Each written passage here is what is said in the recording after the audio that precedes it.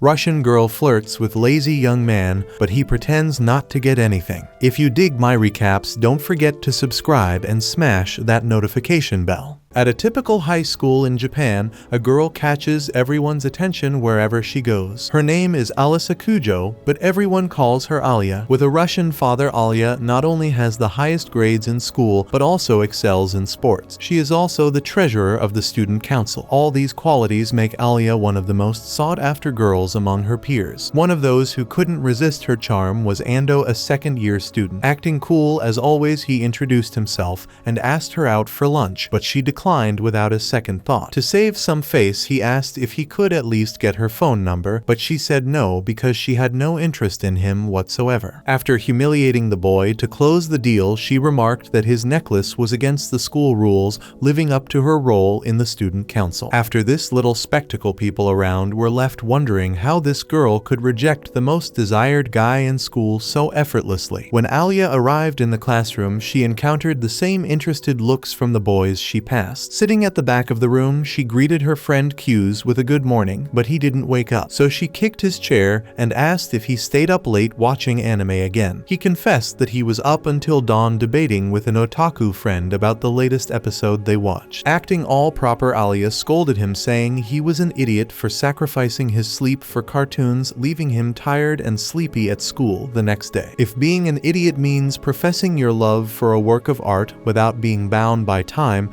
then Q's accepted the insult gladly. Regardless, the boy couldn't help but yawn from exhaustion, and in one of those yawns Alya said something in Russian to him. Q's asked what she said, and she explained that she called him pathetic. Not paying much attention, Q's noticed it was time for chemistry class, but since he didn't bring his materials, he asked to share with his friend. However, his sudden interest started fading as the teacher wrote words like estrogen, tungsten, and oxygen on the board. To prevent her friend from falling asleep again, Alya poked him in the ribs with a pen, making him impulsively raise his hand. The problem was that the teacher had just asked what the second most abundant chemical element in the universe was, leaving Q's in a tight spot. To help him out, Alya discreetly pointed to one of the elements on the periodic table, so Q's answered strontium. Disappointed, the teacher said the answer was wrong, and then asked Alya next. Cynically, she answered helium, which was correct, leaving Q's shocked at how terribly he had been tricked. After the embarrassment, Q's confronted her about the prank, but she pretended she had pointed to the right element. As he grew more agitated, she said something else in Russian. Once again, he asked what she had said,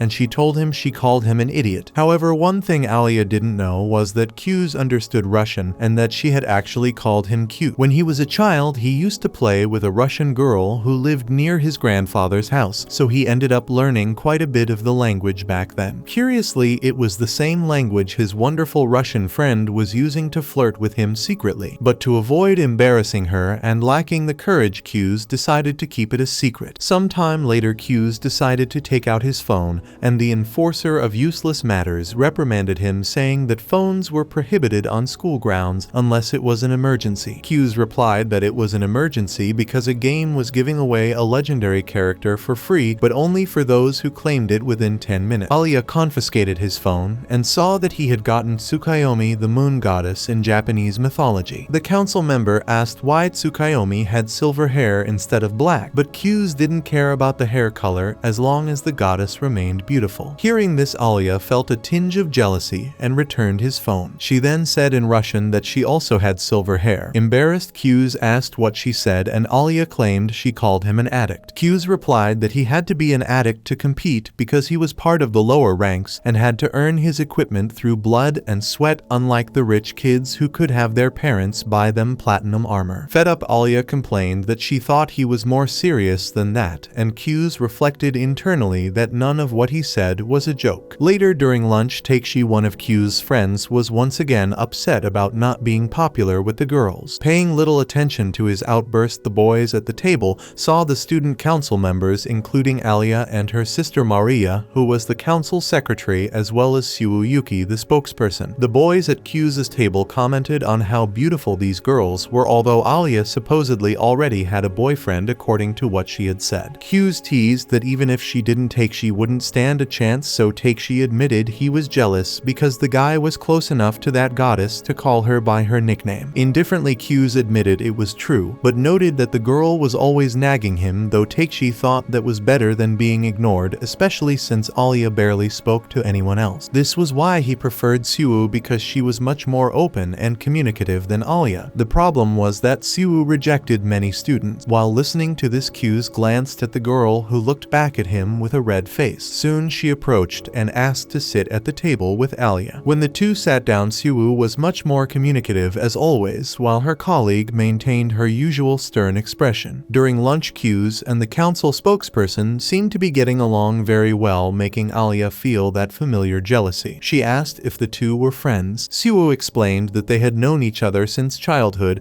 and had studied together from preschool until now. Then the other two boys finished eating and went to return their trays, so Suwoo moved closer to Q's and asked if he had considered her offer to join the student council. However, as he said so many times before, the guy has no interest in this, so the girl insists he would be a great fit with her and Alya, especially since he has experience as vice president. Alya is surprised by this information, so Suwoo explains that Q's was her vice when they were in elementary school. Q's is quick to remind everyone that he only ran because the girl pestered him a lot as she needed a vice. With that said, Suwoo argues to her colleague that this guy knows how to get things done, and she responds in Russian that she knows this very well while finishing her can of Oshiruko. On the way out of school, Suwoo says goodbye to the two, and Alya takes the opportunity to express her surprise at seeing Q's talking like that with the girl, as she thought he had no friends. Q's then points his finger at Alya, implying that she is his friend. Questioning if they indeed are, Alya concludes they are after thinking for a bit, then leaves abruptly, saying she has matters to attend to in the student council room, leaving Q's there. Next, we see a childhood memory of Q's where he played with the Russian girl who lived near his grandfather. Speaking in Russian, they admired the sunset together,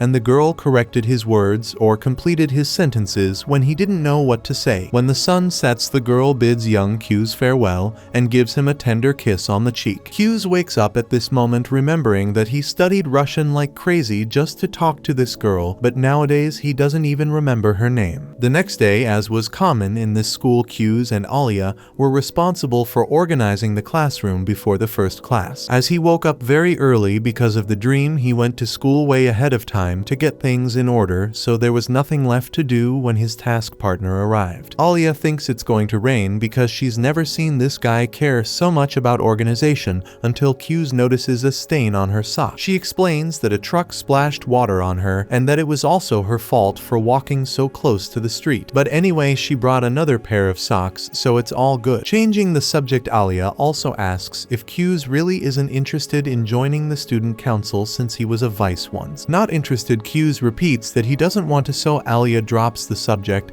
and removes the dirty sock, making Q's turn away in embarrassment. From the smile the girl gives, it seems that was her intention. The next step of her plan was to cross her legs and ask the boy to fetch her spare sock from the locker, as she had already removed the dirty one and now couldn't step on the floor. With little patience, he agrees and fetches the sock, and the girl asks him to put it on her. This time he couldn't help but question what was going on, so she explains that it's a reward for getting the sock, and then she says in Russian that it's also a reward for herself. After yet another sudden confession from the girl in another language, Q's begins to wonder about her intentions with this kind of thing. Maybe she's tired of acting perfect for the whole school and uses him as a release valve. Anyway, as the girl pretended to call him a coward in Russian, he holds her foot and starts putting the sock on. Even after all her bravado, Alya backs down and says she's not ready for this, but Q's goes through with it for being called a coward. The problem is in the middle of it, he accidentally touches a place he shouldn't, so Alya kicks him in the face, leaving the warrior defeated and left to die alone at the back of the classroom. Hours later, the boy rises from the ashes to apologize, and Alya calls him leg pervert in Russian. However, she also apologizes for kicking him and tries to touch him to see if he's okay, but the boy loses it and ends up blurting that he should be thankful for the beautiful view granted to him during the kick. Immediately, Alya punches the young man and curses his family to the 5th generation in Russian, then runs off. To try to fix this mess, Kyu's chases after the girl throughout the school, but her physical education skills keep her at a distance. Furthermore, already in the courtyard, she jumps over the side rail of the corridor, leaving the guy eating her dust. 10 minutes later, the two are panting after the marathon they ran. Regaining his breath, Kyu's apologizes again and Alya acknowledges that she was partly to blame. To make up for it, the boy gives the girl a can of oshiruko, a drink she loves. Even though she makes a fuss initially, she ends up accepting it, and after taking a sip, she offers him some in Russian. Kyu's goes crazy at the possibility of an indirect kiss happening, but not wanting to reveal that he understands the language, he plays dumb once more. Alya teases him by saying in Russian that the guy doesn't understand anything she says, causing Kyu's to lose his composure completely. The day after, Kyu's shows up to help with something Suwoo asked for, so he arrives asking what it's about. Suwoo scolds him for his lack of manners, saying the right thing to do would be to ask if she's been waiting long. He then sarcastically acts out what she requested, making Suwoo play along. Watching this with a sour expression, Alya comments that the two really do get along well, which embarrasses Kyu's. Gradually losing the joy in his eyes, Kyu's learns that he came to help organize the storage room. After some time, Suwoo asks him to fetch some board games from a higher shelf because apparently she doesn't know how to climb a ladder. Once he does, she explains that she uses these games for school festivals and also played them during the new student council meeting the other day. To make conversation, Kyu's asks who won and Suwoo responds that he's looking at the winner. Next to them, Alya asks for less chatter and more work. When Suwoo goes to do something in another corner, Alya repeatedly says in Russian that she wants attention, leaving Kyu's unsure how to react. After the storage room is organized, the students are surprised by the approach of Kanzaki, the student council president. Kanzaki comments that he's heard a lot about how talented Kyu's is,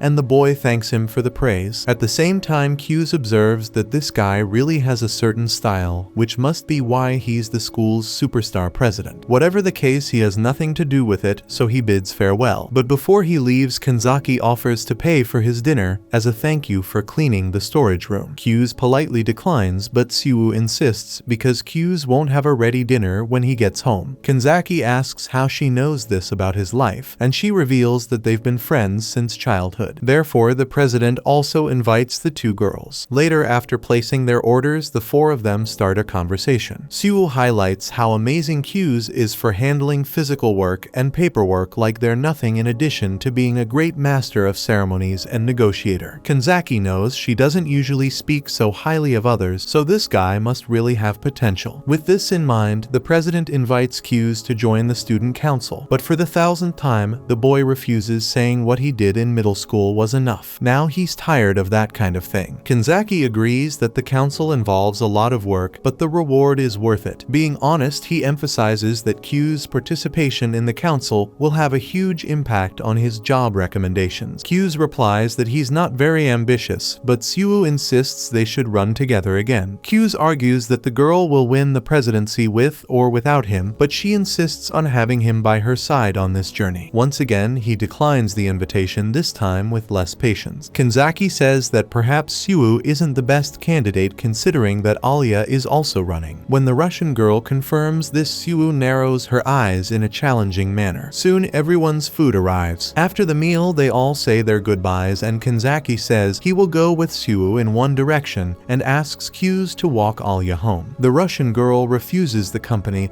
but the boy doesn't want to leave her alone on the street at night. Along the way, he asks if she's really running for student council president, and she confirms it again without much patience. She then says she can walk the rest of the way alone and thanks him for his company. Upon reaching his doorstep, Kyu's notices women's shoes at the entrance and then sees a girl on the sofa reading a book. He asks what she's doing there. While talking about the book she's reading, she informs him that she'll be sleeping there tonight, even though the homeowner hadn't been informed. In the novel she's reading, she complains that the protagonist doesn't realize he's an older brother to one of the characters, and Kyu's finds it ironic that this girl is saying that as she pretends to everyone that she's his childhood friend. Surprised, Suwoo turns and asks if that's not true, since she and her brother have known each other forever and are close, so it makes sense. She then confirms that the older guy with the character is her brother. brother. Hughes considers that maybe they're half-siblings or something like that, so Siwoo grabs him by the collar and responds that the story is only good because they're blood siblings. The next day, Siwoo wakes her brother up by annoying him,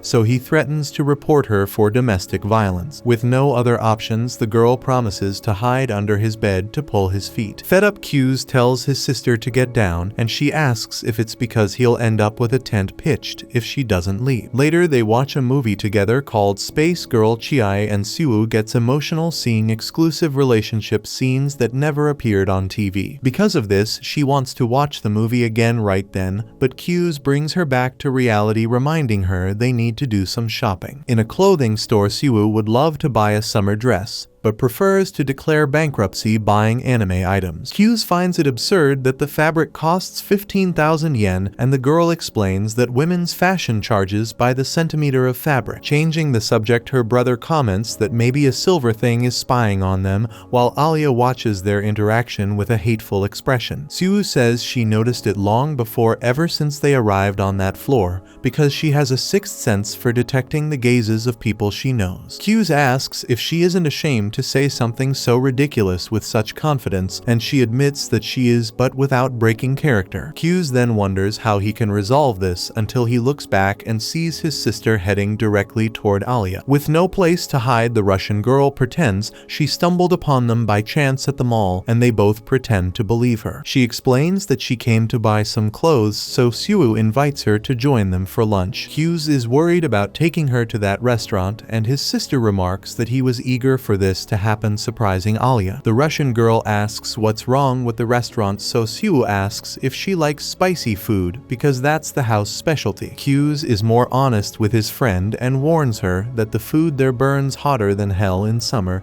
without a fan, but Alya decides to go without hesitation. Upon arrival, and not for lack of warning, the restaurant's name is Hell's Cauldron, causing Alya's eyes to widen. Siwoo dismisses it as just a little spice, making the Russian girl frown, and Hughes tries one last time to warn her that all hope should be abandoned if she decides to open the gates of hell. Regardless, Alya stands firm and doesn't back down. Once seated, she can't understand anything on the menu, so Siwoo explains that Blood Pool Hell is a ramen with a very red soup, the least spicy on the menu. Thorny Valley Hell makes it feel like your tongue is being dipped in acid. Alya asks about Infinite Hell, and Siwoo says she'd rather sleep in a dragon's stomach. Hughes opts for the mildest dish because he doesn't want to experiment in an unfamiliar restaurant, and the two women follow suit. After placing their order, Alya comments on Siwoo's masculine outfit, and she explains that she's taking advantage of her day off to break her routine. To make things even more awkward, Siwoo mentions that she was in bed with Hughes this morning, causing him to spit out his water and attract stares from the restaurant. His sister adds that she felt like wearing something different today, so she borrowed a shirt from him. On the verge of passing out, Alya asks Hughes what that's all about, and he explains that this girl showed up at his house unannounced, entered his room, and jumped on his bed. To cool things down, the waiter brings a volcano in the form of food to the table, and Alya threatens to cancel, but swallows her fear and a bit of that noodle. Her soul is instantly cremated, but she pretends everything is fine when Hughes asks. With that, the siblings enjoy the food and praise its quality until Alya starts tearing up and asking someone to kill her in Russian. Hughes tells her she doesn't need to push herself, but she lies, saying it's great. Noticing the conversation, Siwoo takes the opportunity to offer Demon's Tear to spice up her dish further. Hughes sees the malicious glint in his sister's eyes and realizes she's doing it on purpose, so he asks Alya not to add that spice, but she thinks a single drop won't make a difference. As soon as she tries the food with the extra heat, she wakes up in a park, not knowing how she got there. Hughes informs her that Siwoo went to buy something and offers her an ice cream to soothe her. In the midst of this, he asks why she wants to be president, and she responds that she doesn't need a reason to aim for something big. She just wants it even though she doesn't have a running mate. Hughes explains that she can only run with a vice president, so Alya decides to find someone to be her vice just on paper. In Russian, she confides that she wishes Q's would stand by her in this process, which touches him. This statement makes him recall an old moment when a girl was crying and apologizing to her parents behind a stage curtain. Distracted, the boy is invited to accompany Alya to a clothing store, but he thinks it requires more intimacy to advise a woman on what to wear. Internally, he reflects that Alya doesn't quite understand how friendships work, and understanding her perspective, he agrees to accompany her, making it clear that they are friends. At the store, Alya wonders why Q's suddenly started being nice to her and concludes that he feels sorry for her, thinking she has no chance of being elected president. Convinced of this, she angrily says she'll change and promises to show who's boss with her fashion show. Worried about the chance of him hearing her change, she tells him to leave, which he does. Feeling more secure, she puts on the dress she picked out and likes the result. Before leaving the changing room, she's afraid he won't react, but pushes that aside and shows off her outfit. People around praise the girl's beauty, and Q's comments that the dress highlights Alya's elegance and femininity, making her even more beautiful than she already is. Disbelieving what she just heard, she closes the curtain and freaks out over being praised more than she expected, while Q's is also unsure of what he said outside. Noticing the boy's talent for compliments, the Russian girl thinks he must have practiced with Siwoo, so she puts on a more masculine outfit to compete with her. Once again, Q's praises her with his excellent rhetoric, leaving her even more flustered. Addicted to receiving compliments, she tries on the entire store for her friend to see. For the grand finale, she puts on the most daring outfit she's worn so far, but when she opens the curtain, Siwoo is next to Q's, so she closes the curtain and says something in Russian. Siwoo asks what she said, and Q's explains that she seems to want to die, so his sister mocks the Russian girl. Taking the subway home, the siblings say goodbye, leaving Alya alone with her embarrassed thoughts. Putting that aside, she wonders why the two got off at the same station. When she gets home, the Russian girl is greeted warmly by her older sister Masha. Alya reveals that she met Q's and his childhood friend, prompting Masha to comment that her sister always gets irritated when it comes to that boy. She understands that Alya has finally found someone who truly moved her heart. Alya doesn't like this comment and downplays it, arguing that she doesn't see the boy that way. Many years ago in Vladivostok, Russia, the teacher asks the students to form groups and write about local shops, with the best group winning a prize. Excited, the children begin forming teams, and Alya's classmates decide to write about the clothing store and the bakery, leaving her to handle the butcher shop and the florist. Being competitive, Alya wants to come in first. When she arrives at the florist, she tells the owner that she is doing a school project and needs to study his shop. Later, she stops by the butcher shop and does the same. The next day, when presenting what she did to her friends, none of them had done anything, so Alya scolds the boys, saying that such a report is lengthy. However, since they have a week's deadline, her classmates believe they have plenty of time. Frustrated, Alya insists it won't be enough time. The boys take her notebook and see that she is taking the project very seriously. The other girl in the group anxiously asks if they have to read all of it, which makes Alya even angrier. The whole group starts arguing over this, and the teacher has to intervene. Staying late at school, Alya refuses to give in and continues to focus on her work, further developing her notes. A week later, when the results are announced, Group B emerges victorious,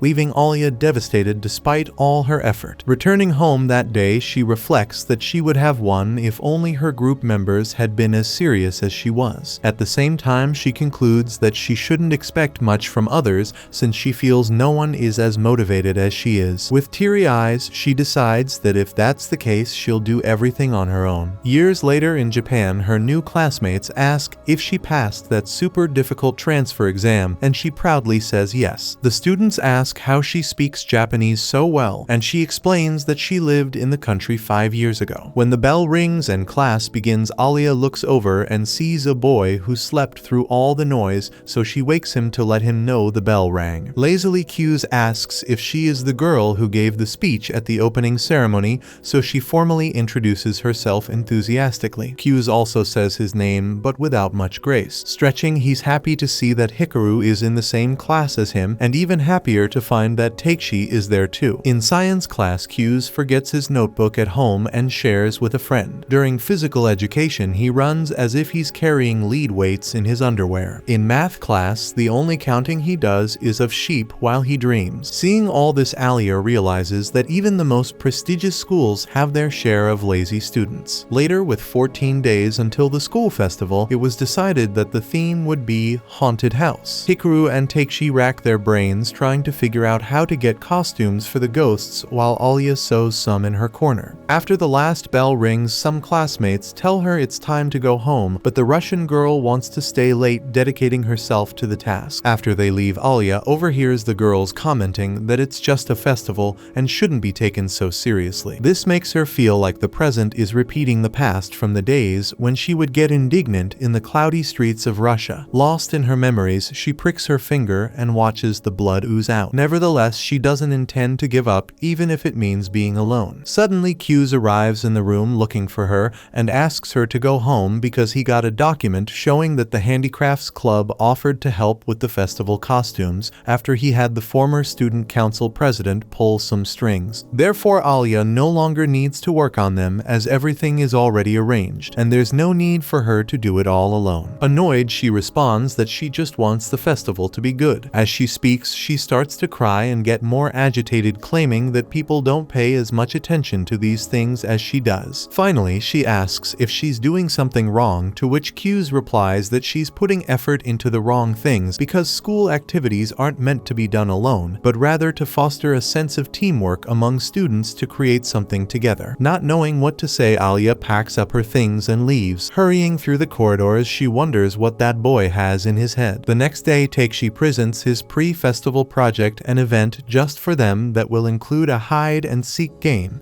and a courage test in the school premises. With 6 days left until the event, everyone works together to build every detail, and Alya gets excited when she receives her well-made ghost costume, even starting to socialize with her classmates more casually. Soon, the big day of the Serai Autumn Festival arrives, and all the participants take their positions to give their best after so much effort in setting everything up. After the event, their class wins the prize for the best attraction at the festival, and at night, the students gather for the post-festival folk dance. Alya sees Q's and asks to sit next to him, so he assumes she doesn't know how to dance since she decided to sit there instead of participating, considering any boy would love to dance with her. With a serious expression, she mentions that she practiced ballet as a child, so this easy dance wouldn't be a problem for her. However, she refused to dance with all the guys because she didn't want to bother. Q's comments that it must be tough to reject so many people, but she notes that she's used to it. That's when the boy understands why they call Alya the Ice Princess. The girl is bothered by the nickname, but only the princess part, as it makes her seem like one of those snobby privileged kids. Of course, she was born with above average looks and talent according to herself, but she couldn't survive on just that. Looking at the bandages on her fingers,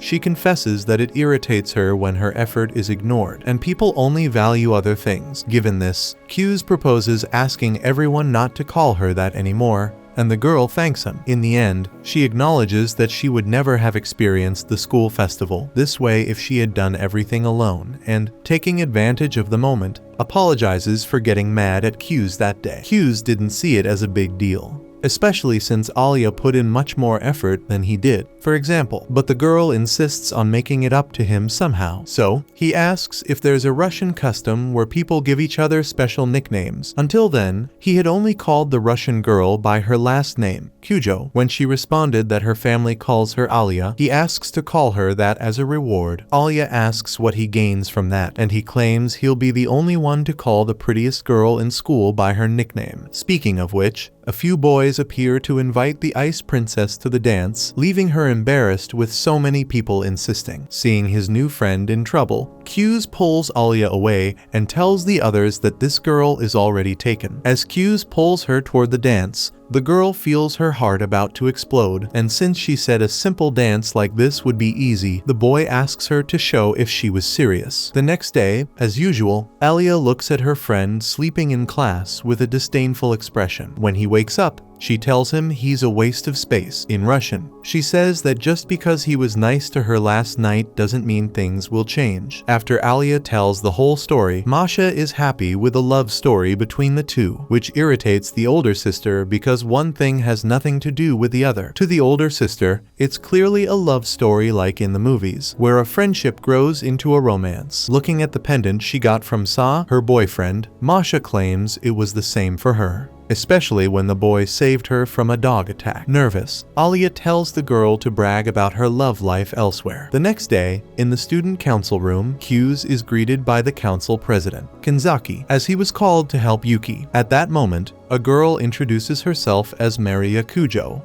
Alya's older sister and student council secretary. However, she prefers to be called Masha because a friend of her sister is also a friend of hers. Saying this, she holds the boy's hand and says it's a pleasure to meet him. In that gesture, she feels something different in her heart and asks Kyu's given name. He responds that it's Masachika, which means together with diplomacy. The girl snaps out of it and apologizes for her behavior, then invites the boy to join her. But in Russian, although he understood, he keeps pretending not to. So Masha repeats the request in Japanese. Later, in a gift shop, Masha falls in love with a plush cat that looks like Alya. According to her, Kyu's looks disgusted, but the girl believes it's a great idea to buy plushies that resemble each student council member. Kyu's agrees that the girls will love it, but wonders how the president would look among those toys. Ignoring his opinion, Masha begins her search for a plushie that looks like Kanzaki. Kyu's tries to stop her, but gives in when she shows him a lion with glasses that looks exactly like the president. Despite this, he insists it's not a good idea to buy those things. So Masha gives up, but decides to take the first kitten she saw anyway. Worried, Kyu's asks her not to put that toy on the same receipt or her sister,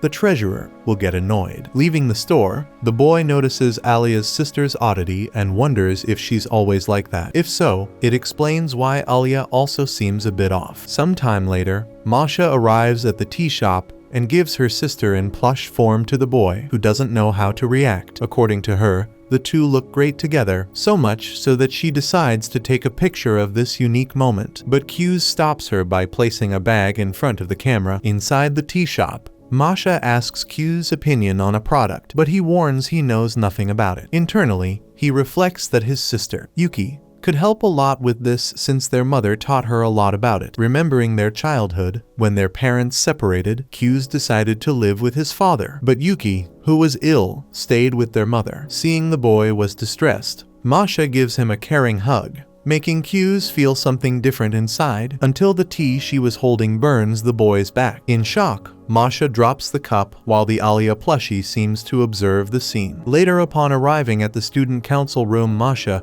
shows the new mascot to the president. Kanzaki admits that the creature is cute but hopes the girl doesn't plan to keep it there. Kyu's places the supplies they bought on the table and Kanzaki thanks him as he couldn't imagine what it would be like if the older Kujo had gone shopping alone. Inside, Kyu's knows well that the council would turn into a theme park created by a 6-year-old. Speaking of which, the president pats Kyu's on the shoulder and asks if he's changed his mind about joining the council, but he remains firm in his decision, although he doesn't mind lending a hand occasionally. Masha suggests he join in name only and Kyu's understands the girl wants him to join, but he doesn't get why the president is so determined to convince him. Kanzaki turns the question around, wanting to know why Kyu's is so determined not to participate. In fact, Kanzaki believes there's a reason behind this beyond the workload involved. Kyu's explains that he doesn't feel worthy of being a student council representative, but the president disagrees, reminding him that he was an excellent vice president in middle school. Still, it was precisely this experience that proved to Kyu's that he isn't suited for such a position, as he felt he had no relevant goal to achieve in that role. In response, Kanzaki confesses that he became president just to win the heart of the girl he liked, a much more trivial reason than any other. Remembering this, the young man can't help but burst into laughter, while Kyu's asks if he's serious. To prove his point, Kanzaki shows a photo of a beaten and unconfident boy, which Kyu's thinks is the younger brother of the young man. However, it was Kanzaki himself in the last year of middle school just 2 years ago. His grades were bad,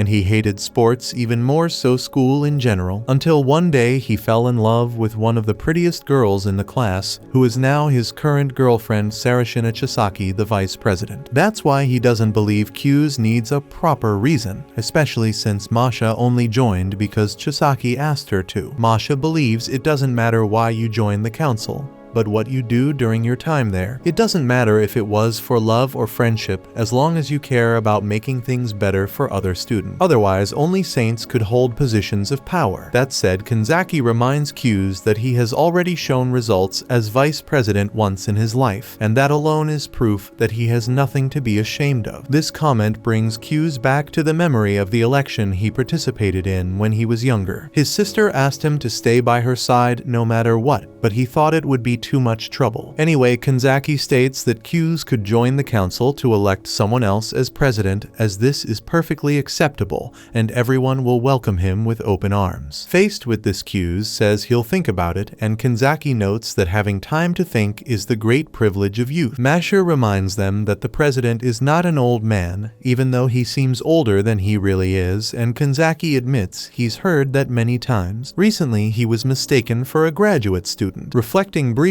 on the proposal, Q's asks where Alya is, and Kanzaki explains that she's mediating a discussion between the baseball and soccer teams, as the baseball team has inter-school games every year around this time and uses the field to prepare, but the soccer team made it to the regional qualifiers this year and also needs the field. Neither team wants to give in, especially since the baseball team is visited by scouts who recruit players to go pro, and the team captain has even been featured on TV and is seen as a big promise in the sport. Usually Chisaki mediates between the clubs, but she's busy with important matters in the kendo club. That's why Kanzaki sent Alya to gain experience, although it seems she's having trouble. Hearing this, Q's excuses himself and leaves the council room to see if there's any trouble between the teams. Meanwhile, in the locker room, Alya is sweating bullets in the midst of a bunch of men with fire in their eyes. Trying to control everyone's anger, she emphasizes that belittling others won't solve the situation. The soccer goalie asks if she has a better idea, so she suggests they use the nearby Riverside Park to train, as it has both baseball and soccer fields. However, the school's field is in much better condition, so no one wants to give it up. This fact reignites the argument, and Alya tries to be heard once more, but is drowned out by the boys shouting. Faced with this, she feels like a failure who can't influence people. This reminds her of when she was younger, when she decided she wouldn't trust people anymore, only to regret it later. That day, she resolved to do everything alone because no one could keep up with her pace. Now she pays the price for having isolated herself and scorned interaction with others. Absolutely no one pays attention to her for this reason, as Alya has always been seen as someone who dictated right and wrong with her nose in the air, as if she were the owner of the truth. Thinking about it, Alya concludes that she is completely alone,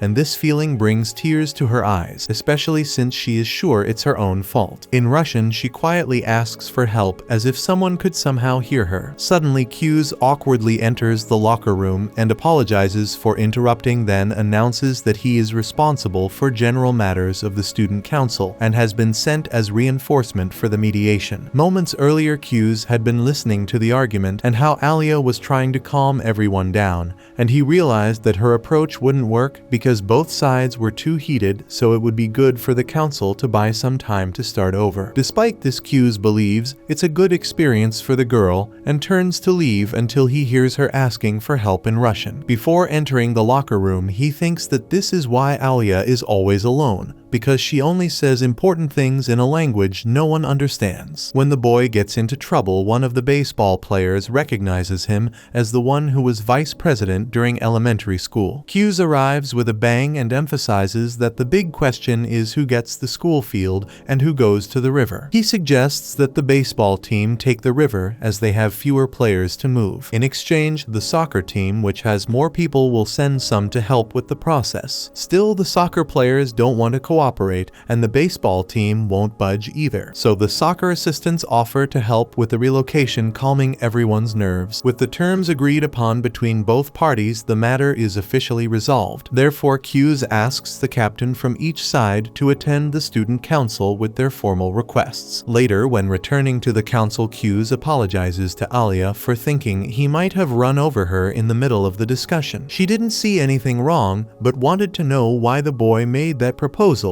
because it seemed like he knew the assistant would offer help. Moreover, Kyu's was staring at the assistant the whole time during the discussion. He explains that the girl is dating the captain of the baseball team, and as the team leader he had to stick to his convictions even if he wanted to help his girlfriend. What Kyu's did was give the girl a little nudge by looking directly at her and instigating a decision from her, considering that as the baseball captain's girlfriend she wouldn't feel out of place helping. On their way, Kanzaki approaches the two and asks if the case was settled. Upon confirmation, the president thanks the youngest Kujo for her help, making Kyu's imagine that it was all planned to make him intervene in the mediation on purpose. Having no reason to lie, Kanzaki admits that was the plan and asks if Kyu's has made up his mind. Finally, the boy changes his mind and makes himself available. Happy, Kanzaki calls the new member to the council room. At night on the way home, Kyu's confesses that he doesn't like the feeling of being tricked, but believes it's time to accept his fate because all his actions pushed him toward the student council. Speaking of which, since it was late, Kanzaki left the form for the boy to fill out and deliver tomorrow. Alya asks if Kyu's will join the presidential election with Siwoo because even if it's true, she won't give up on becoming president,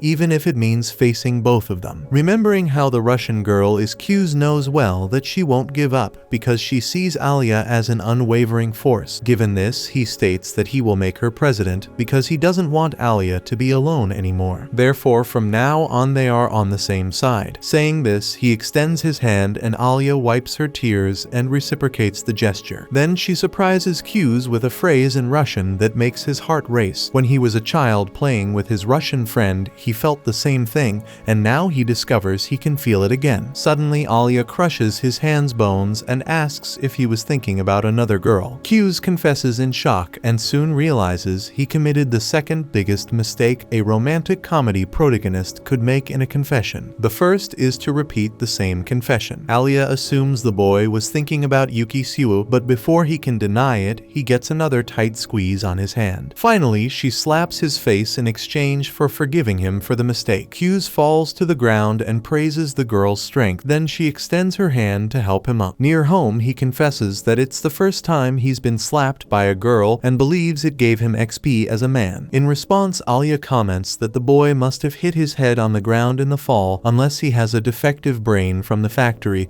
and Kyu's finds it ironic to hear that considering he was considered a child prodigy. Disbelieving, Alya gives an ironic laugh. At the building's door, the Russian girl asks if the guy wants ice to put on his face, but he says he's fine since he doesn't feel anything on the left side of his face. Then Alya kisses the right side and says goodbye. When she goes up to her room, Alya panics, remembering that she said she loves Kyu's in Russian, so she starts denying to herself that she indeed feels that way about him, pretending she just got carried away by the heat of the moment. Even if she's in love, hypothetically speaking, her priority is to be elected president of the student council, and that's what she should focus on right now, nothing else. However, Alya can't stop imagining tomorrow when she returns to school and Kyu's says he didn't mean it when he said they were on the same side. At that moment, her older sister arrives and says she met a wonderful person. Then she shows a stuffed kitten and says it looks like her sister, although Alya doesn't think so. Later, Masha comments that Kyu's is a great guy and understands why her sister fell in love with him. Although Alya denies it, her sister warns that she needs to confess her feelings to him as soon as possible because any day she might end up losing the one she loves to someone else. At the same time, Kyu's Masachika was having that internal debate everyone has when they think they've said something stupid or cheesy in front of someone they want to impress. At least he was sure Alya had said she loved him, which might mean the things she said in Russian weren't just jokes. She even seemed very serious when she said it today, but still Kyu's couldn't believe that girl could love him. With his low self-esteem, the student preferred to think that Alya got carried away by the moment and acted on impulse. In his mind, Alya was probably screaming into her pillow out of embarrassment and regret. After all, having grown up watching his parents fight, Kyu's saw love as a fragile and unreliable feeling, sometimes even a waste of time. Despite saying he would stay by Alya's side, the boy still felt guilty for having once run away from his sister, leaving her to carry the Suwoo family name alone. When he got home, he saw Yuki's shoes at the entrance, even though she had said she would be out. The first thing he did was go to the bathroom where the girl had left the door open and was caught undressed. Although Yuki screamed and called her brother a pervert, he found it more likely that she had planned this because being naked with the door unlocked is not a smart way to preserve one's privacy. To make matters worse, Yuki confessed she did it on purpose because they had never had this scene together before where the brother walks in on the sister while she is dressing, and she said every pair of siblings should go through this at least once in their lives. Kyu's responded that this only made sense in her crazy otaku brain, but Yuki was determined to carry out her scene to the end, even looking at an imaginary camera to take that fan service photo. Kyu's questioned what she was doing,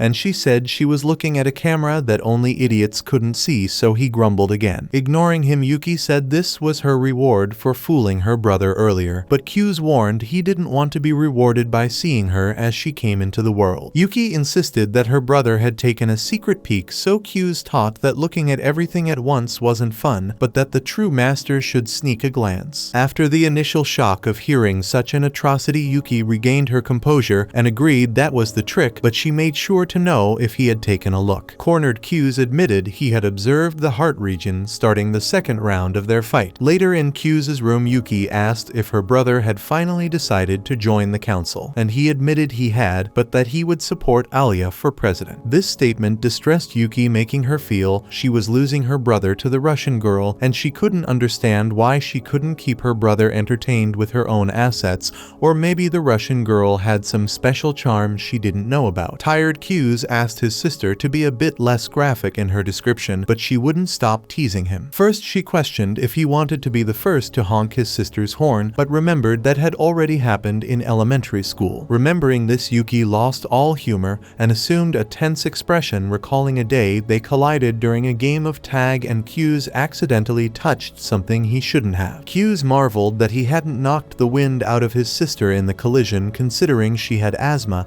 and the girl certainly agreed, although today she felt healthy enough not to catch even a cold. Kyu's remembered his sister was quieter back then, causing Yuki to completely freak out, telling him to pamper her instead of judging what she did or didn't do when she was younger. She handed him her hairbrush, and he brushed Yuki's hair without complaining while apologizing for deciding to support Alya for student council president. However, Yuki didn't mind and actually liked thinking she would experience a classic sibling rivalry just like in books and movies. Still feeling guilty, the boy told her he hadn't stopped liking her because of that, and Yuki had no doubts about it. In any case, they were now rivals, but Yuki made it clear she was willing to forgive the betrayal and was available to receive her brother's support if he changed his mind about Alya. Kyu's felt uncomfortable seeing his sister refer to it as a betrayal, but assured her he wouldn't abandon his Russian friend. On the other hand, Yuki was sure the guy would change his mind at some point. With that, she said goodbye to her brother, and outside his room lamented not being the one to motivate him, but showed that she didn't care as much as she pretended in front of him. However, she didn't like losing. When morning came, Kyu's woke up with a doubt, wondering if he had hurt his sister in yesterday's conversation. Considering that Yuki was emotionally unstable, the boy intended to make it up to his sister for not supporting her for student council president. However, she seemed fine pulling a prank on him despite getting stuck under the bed while doing so. But instead of pulling her out, Kyu's decided to smother her and end her life once and for all. Later, Alya is deep in thought, showing some anticipation for the arrival of the boy she likes. When a man enters the room, she gets startled thinking it was Kyu's. She tries to stay calm and act normal,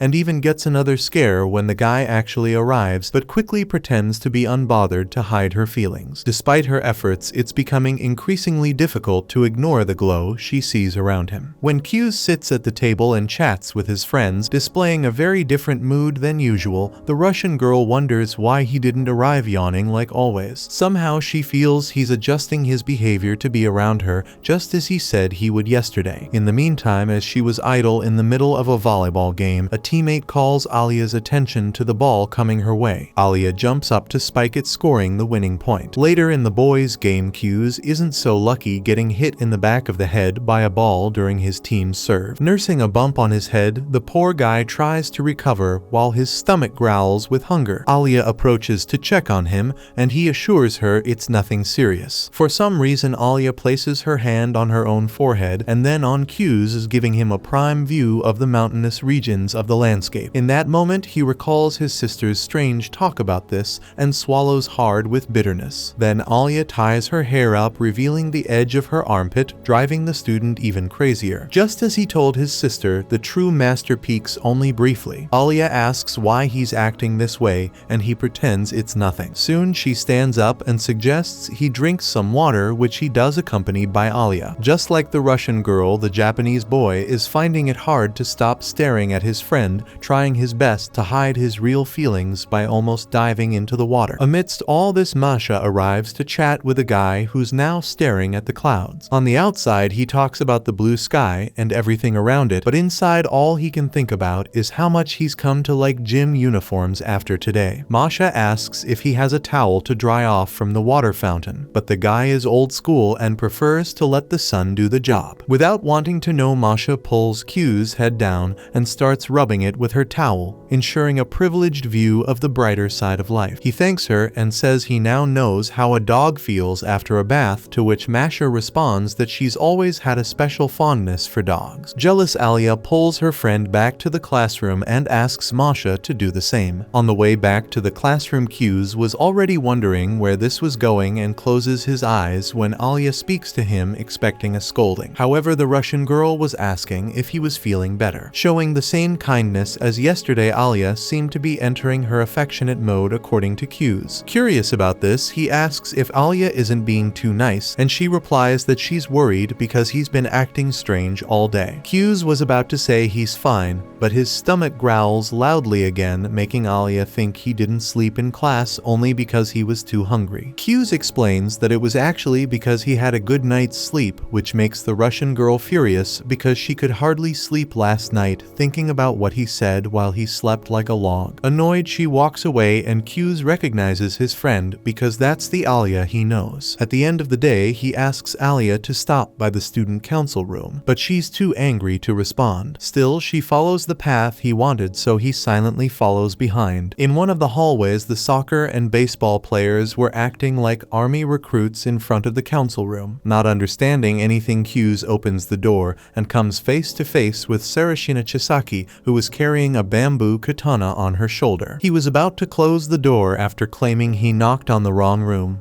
but the girl stops him. She then returns to her normal behavior and explains that she was just angry because she thought it was the soccer and baseball guys coming back. Sarashina is furious because she sent a junior student to mediate the conflict between the teams, but from what she heard, they all ignored her and kept fighting like a bunch of fools. For this reason, the senior student literally used the bamboo on some of them. Q's thinks it's excessive to carry a sword, but the girl is sure that a bamboo strike won't kill anyone. As soon as she says this, she starts laughing, and Q's forces a laugh to not make the situation worse, but he knows Sarashina well, and that some boys even call her Big Sis because of this behavior. Kanzaki intervenes to ease the tension, explaining that his girlfriend didn't hurt anyone, but just threatened them if they didn't agree to behave civilly. Irritated by being exposed, Sarashina slaps the boy who thought his shoulder would get dislocated. At this moment, Masha arrives at the meeting and asks the couple not to fool around in the council room. Embarrassed, Sarashina apologizes to her boyfriend, but he responds that it was good to take those slaps because they relieved some of the pain he was feeling. Still feeling guilty, the girl claims she can't control her strength, so Kanzaki promises to prepare to become a punching bag if that's what it takes to be by his beloved's side. With that said, Sarashina pulls the man closer to her, making Q's wonder how on earth this turned into a romantic scene. Alya joins in the fun and they both laugh at what's happening. Then Masha comes closer and comments that the two really get along, making Alya blush. Now it's Yuki's turn to arrive late. With that, the student council meeting finally begins. First of all, the president asks the newest member to introduce himself, so he says his name and mentions that he will be running for the presidential election alongside Alisa Kujo. Beyond his name, he claims to be a big consumer of otaku media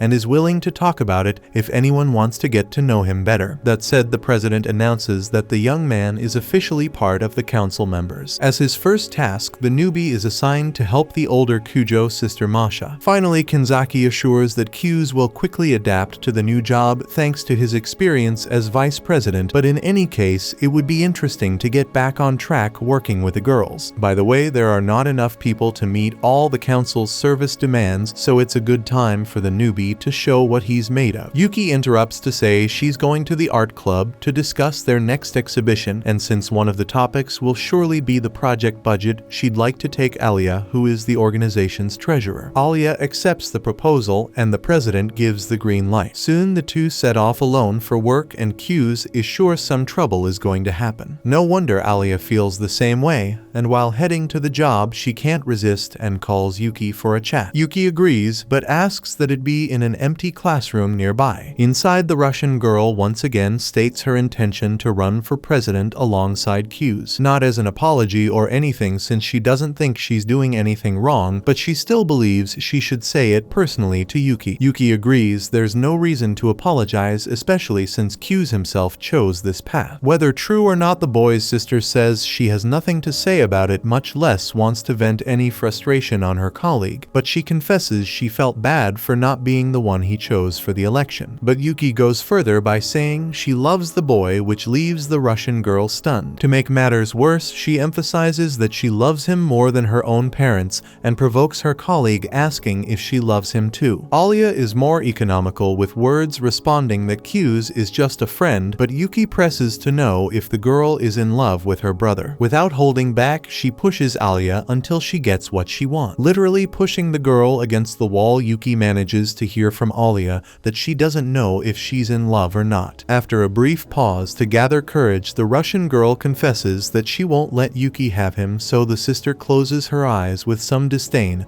and is happy to have gotten that response today. With that said, she calls her council colleague to accompany her to the art club, and taking advantage of being alone since she heard Q's and Masha calling the Russian girl by her nickname, Yuki decides to do the same, and in return she also asks to be called by her first name. With that, whether they liked it or not, Yuki, Suo, and Alisa Kujo had a deal. Meanwhile, Masha and Q's work together, and the boy notices that the girl knows exactly what she's doing when it comes to showing results. On the other hand, the president's girlfriend is an absolute disaster, clumsy to the extreme. Kanzaki sees that things are not looking good and tells Chisaki that there's a big restocking going on in the library and they need help to finish it, so he sends her there. Eager to show her worth, she rushes towards her destination while Kanzaki shows his impatience with his beloved's blunders. Once she's gone, he feels obliged to explain why his girlfriend is like that. According to him, Chisaki has always been this clumsy, but even so, she is a force to be reckoned with in club and committee discussions, according to the president. To avoid embarrassment, Q's comments that the council member has her strengths and weaknesses certainly. With the president's departure, Masha suggests they take a break for tea, and the girl had everything needed to make a great drink like milk, sugar,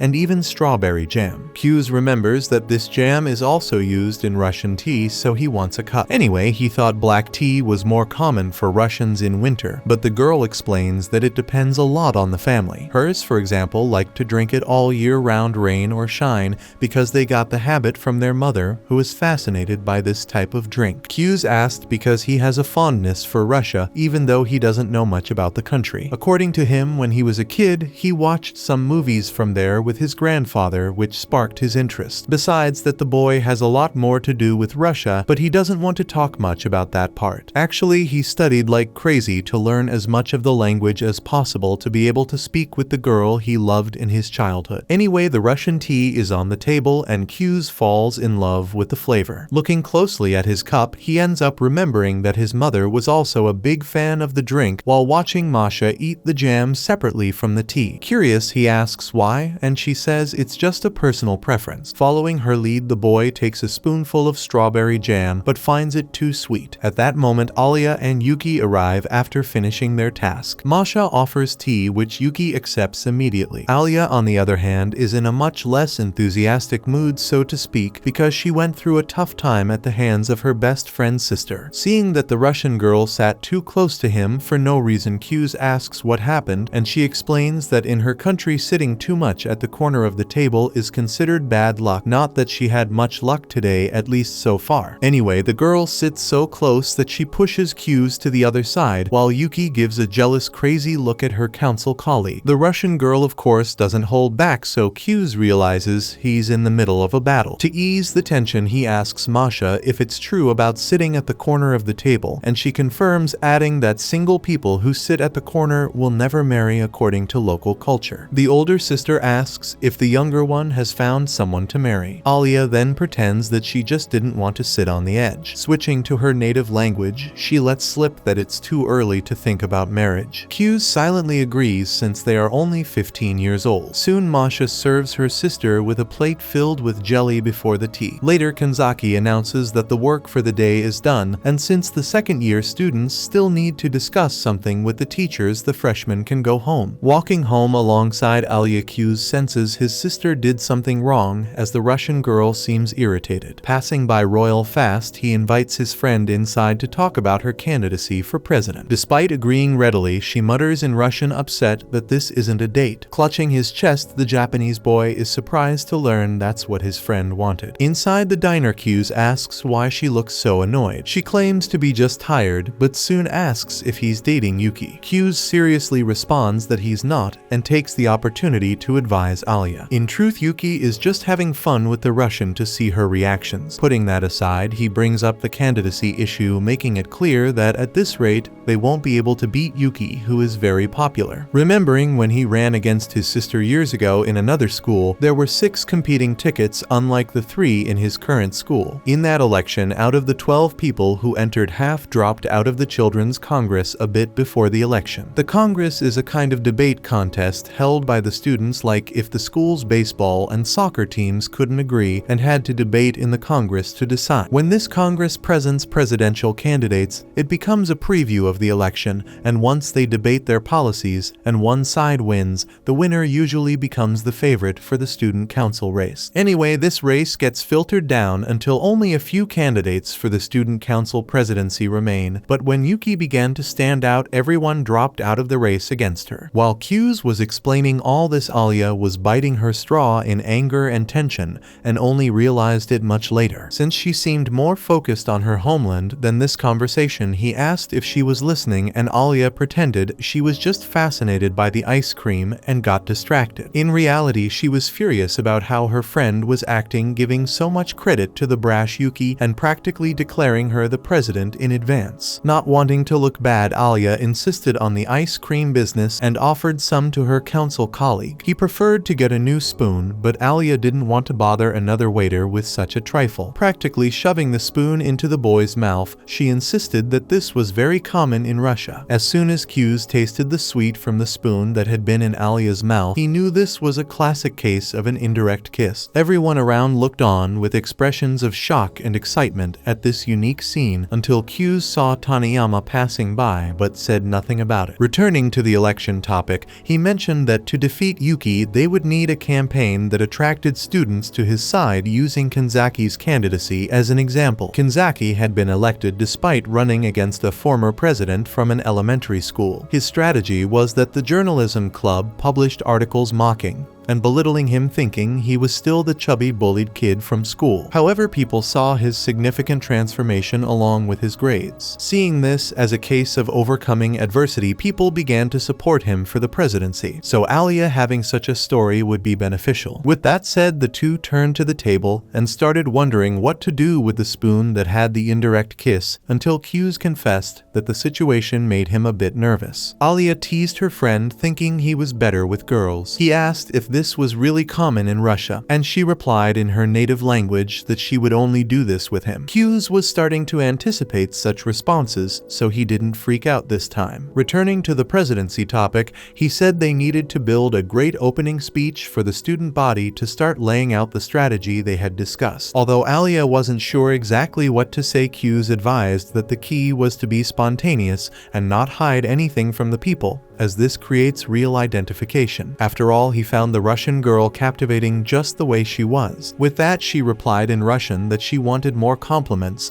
and would love to know in detail what he meant by that. Setting that aside, a spicy dish Q's ordered was served at the table. When he offered some, the girl was terrified of embarrassing herself in front of the boy she liked, but wanted to be the good sport and accepted a spoonful. While the angel and devil in the boy's mind debated whether to do it or not, Q's apologized for what he was about to do and ended up giving her some, also tense. In the small bowl he separated, there was simply an entire chili pepper, which Alya put entirely in her mouth and chewed. Naturally, the reaction wasn't great, to the point of calling her friend an idiot in Russian. On the way home, the poor girl was still all spicy but pretended to be okay. But what burned inside her most was the desire to beat Yuki in the election. Regarding this, she wanted to know who her rival would choose as vice president, but Q's thought it didn't matter much. However, as it would have to be someone who had been on the council, maybe she would choose Taniyama, which would be bad news since that girl went to the end in the elementary school election and won alongside Yuki at the time. Speaking of which, Q's remembered that Taniyama gave up becoming president that year. The next day, speaking of this, Yuki introduced Kimishima Ayano from class 1C to the council. Ayano stated that she would take care of general council matters alongside Q's Masachika, so Q's glared at his sister, knowing she was certainly planning something. The next day, the new member of the student council is chasing after the guy with her passive-aggressive demeanor, asking to talk to him in an eerily formal manner. After cornering him, she states that her master is extremely disappointed with the fact that Q's is supporting the younger Q's for the presidency, leaving Yuki-sama in the dust. Hearing this, Q's curses the old man who had said that if the boy left, the two of them would be nothing more than strangers, and that the young man would not be allowed to call himself Yuki's brother. Despite this, Kimishima Ayano says she wasn't sent by the master to say these things. She came to ask on her own accord because as Yuki's assistant, it is her job to evaluate any and all threats to her. Q's mocks the excessive loyalty of this figure and wants to know if the girl is an unpaid samurai, but Ayano ignores the provocation and emphasizes that she doesn't believe Q's is willing to cause Yuki any suffering. Q's responds that he isn't supporting Alya to oppose Yuki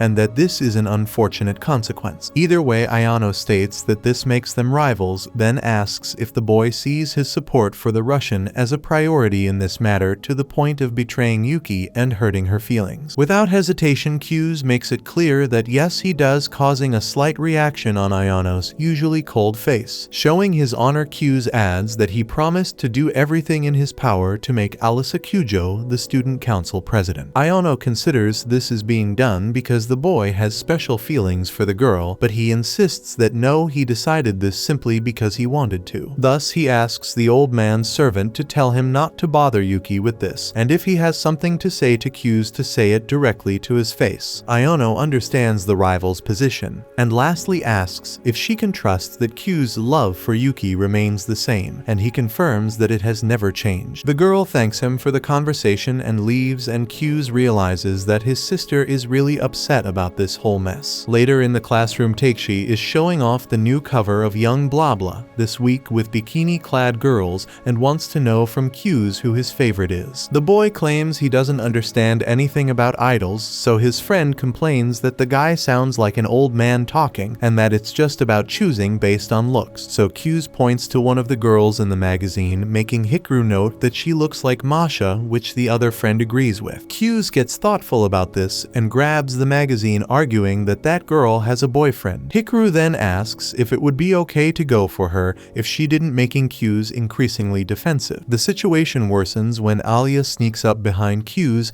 and calls him a pervert in Russian, also stating that bringing such a magazine is not the behavior of a council member. Q's defends himself by saying that Takshi brought it, and the Russian girl reminds him that the procedure is to reprimand the perverted colleague, not look at the magazine with him. Changing the subject to ease the tension, Takshi asks if Q's would date Yuki, and he replies that not in a million years because he prefers someone who is also his best friend. In Russian, Alya asks if that someone would be her unsettling the Japanese boy and making him remember his first crush. Actually, he would love to be with a girl with a beautiful smile, and his friends add qualities that Alya doesn't necessarily have, further embarrassing the Russian girl. To avoid driving the girl crazy, Q's tells his buddies to change the subject, so Takshi stands on the table and announces that none of this would matter if it were a girl as hot as Alya. Q's goes nuts and tells the idiot to calm down, but it's too late. Alya approaches and sarcastically apologizes for being just a pretty face with no charm and promptly confiscates the magazine. Meanwhile, Ayano tells Yuki that Q's refused to abandon the Russian girl in the race for the presidency, also informing that if the master wants to say something it should be to his face. Yuki sees this stance as an open declaration of war, while Ayano confesses that the fantastic aggressiveness of that guy sent shockwaves through her. Yuki feels offended and asks if the girl is in love with him, and she replies that she idolizes Q's just like Yuki, but that there are no romantic feelings involved. Actually, she just wants to serve as a tool for the boy. Furious, Yuki observes that her assistant is more the submissive type, which Ayano doesn't understand. When the boss explains, the servant thanks her for the honor and informs that Q's Masachika still sees Yuki as the most important person in the world to him. Yuki reacts by running to the window and almost shouting her love for him for everyone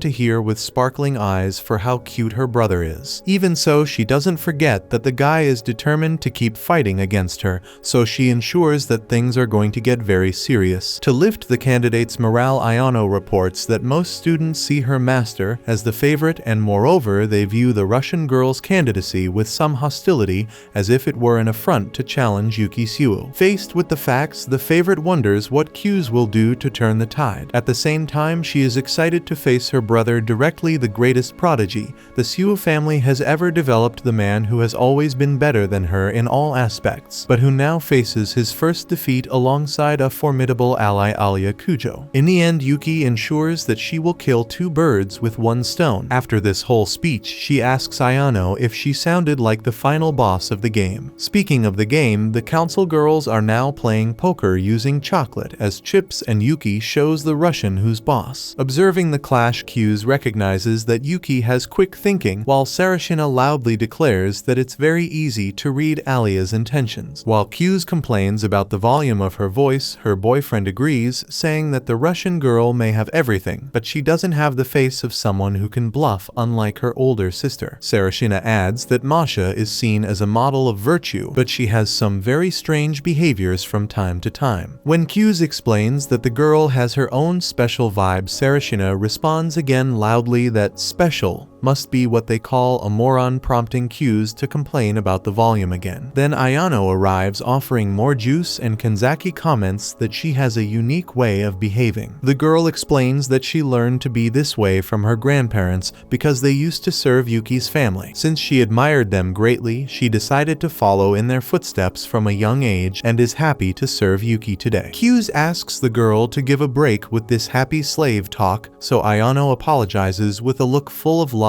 and respect for the boy instead of anger, which he notices immediately and doesn't understand why. Kanzaki asks why Ayano moves without making any noise, and she explains that her grandparents taught her that a servant should never stand out. When she was a child, at the first sound, she made the old folks had a piece of wood ready to use. Masha sits with the boys after Alya told her to shut up and leave, and Kanzaki is afraid of how heated things might get. Q's asks him to relax because Alya is enjoying the game, but the president can't tell if that twisted, sweaty face of the Russian girl signifies happiness in her homeland. When the juice runs out, Masha releases Ayano from having to buy more and offers to buy another bottle herself, but she calls Q's to accompany her since he is also an honoree at this welcome party alongside assistant Yuki. Speaking of Yuki, she asks for a cafe au lait while Alya wants ashiruko. Kenzaki asks for a cider and his girlfriend opts for soda. Ayano just wants water. Forgetting that he's going along, Masha asks for lemon tea. Impatient Q's pulls the girls so they can get going. In the hallway, she thanks him for helping with her sister's candidacy because she never had anyone to lean on,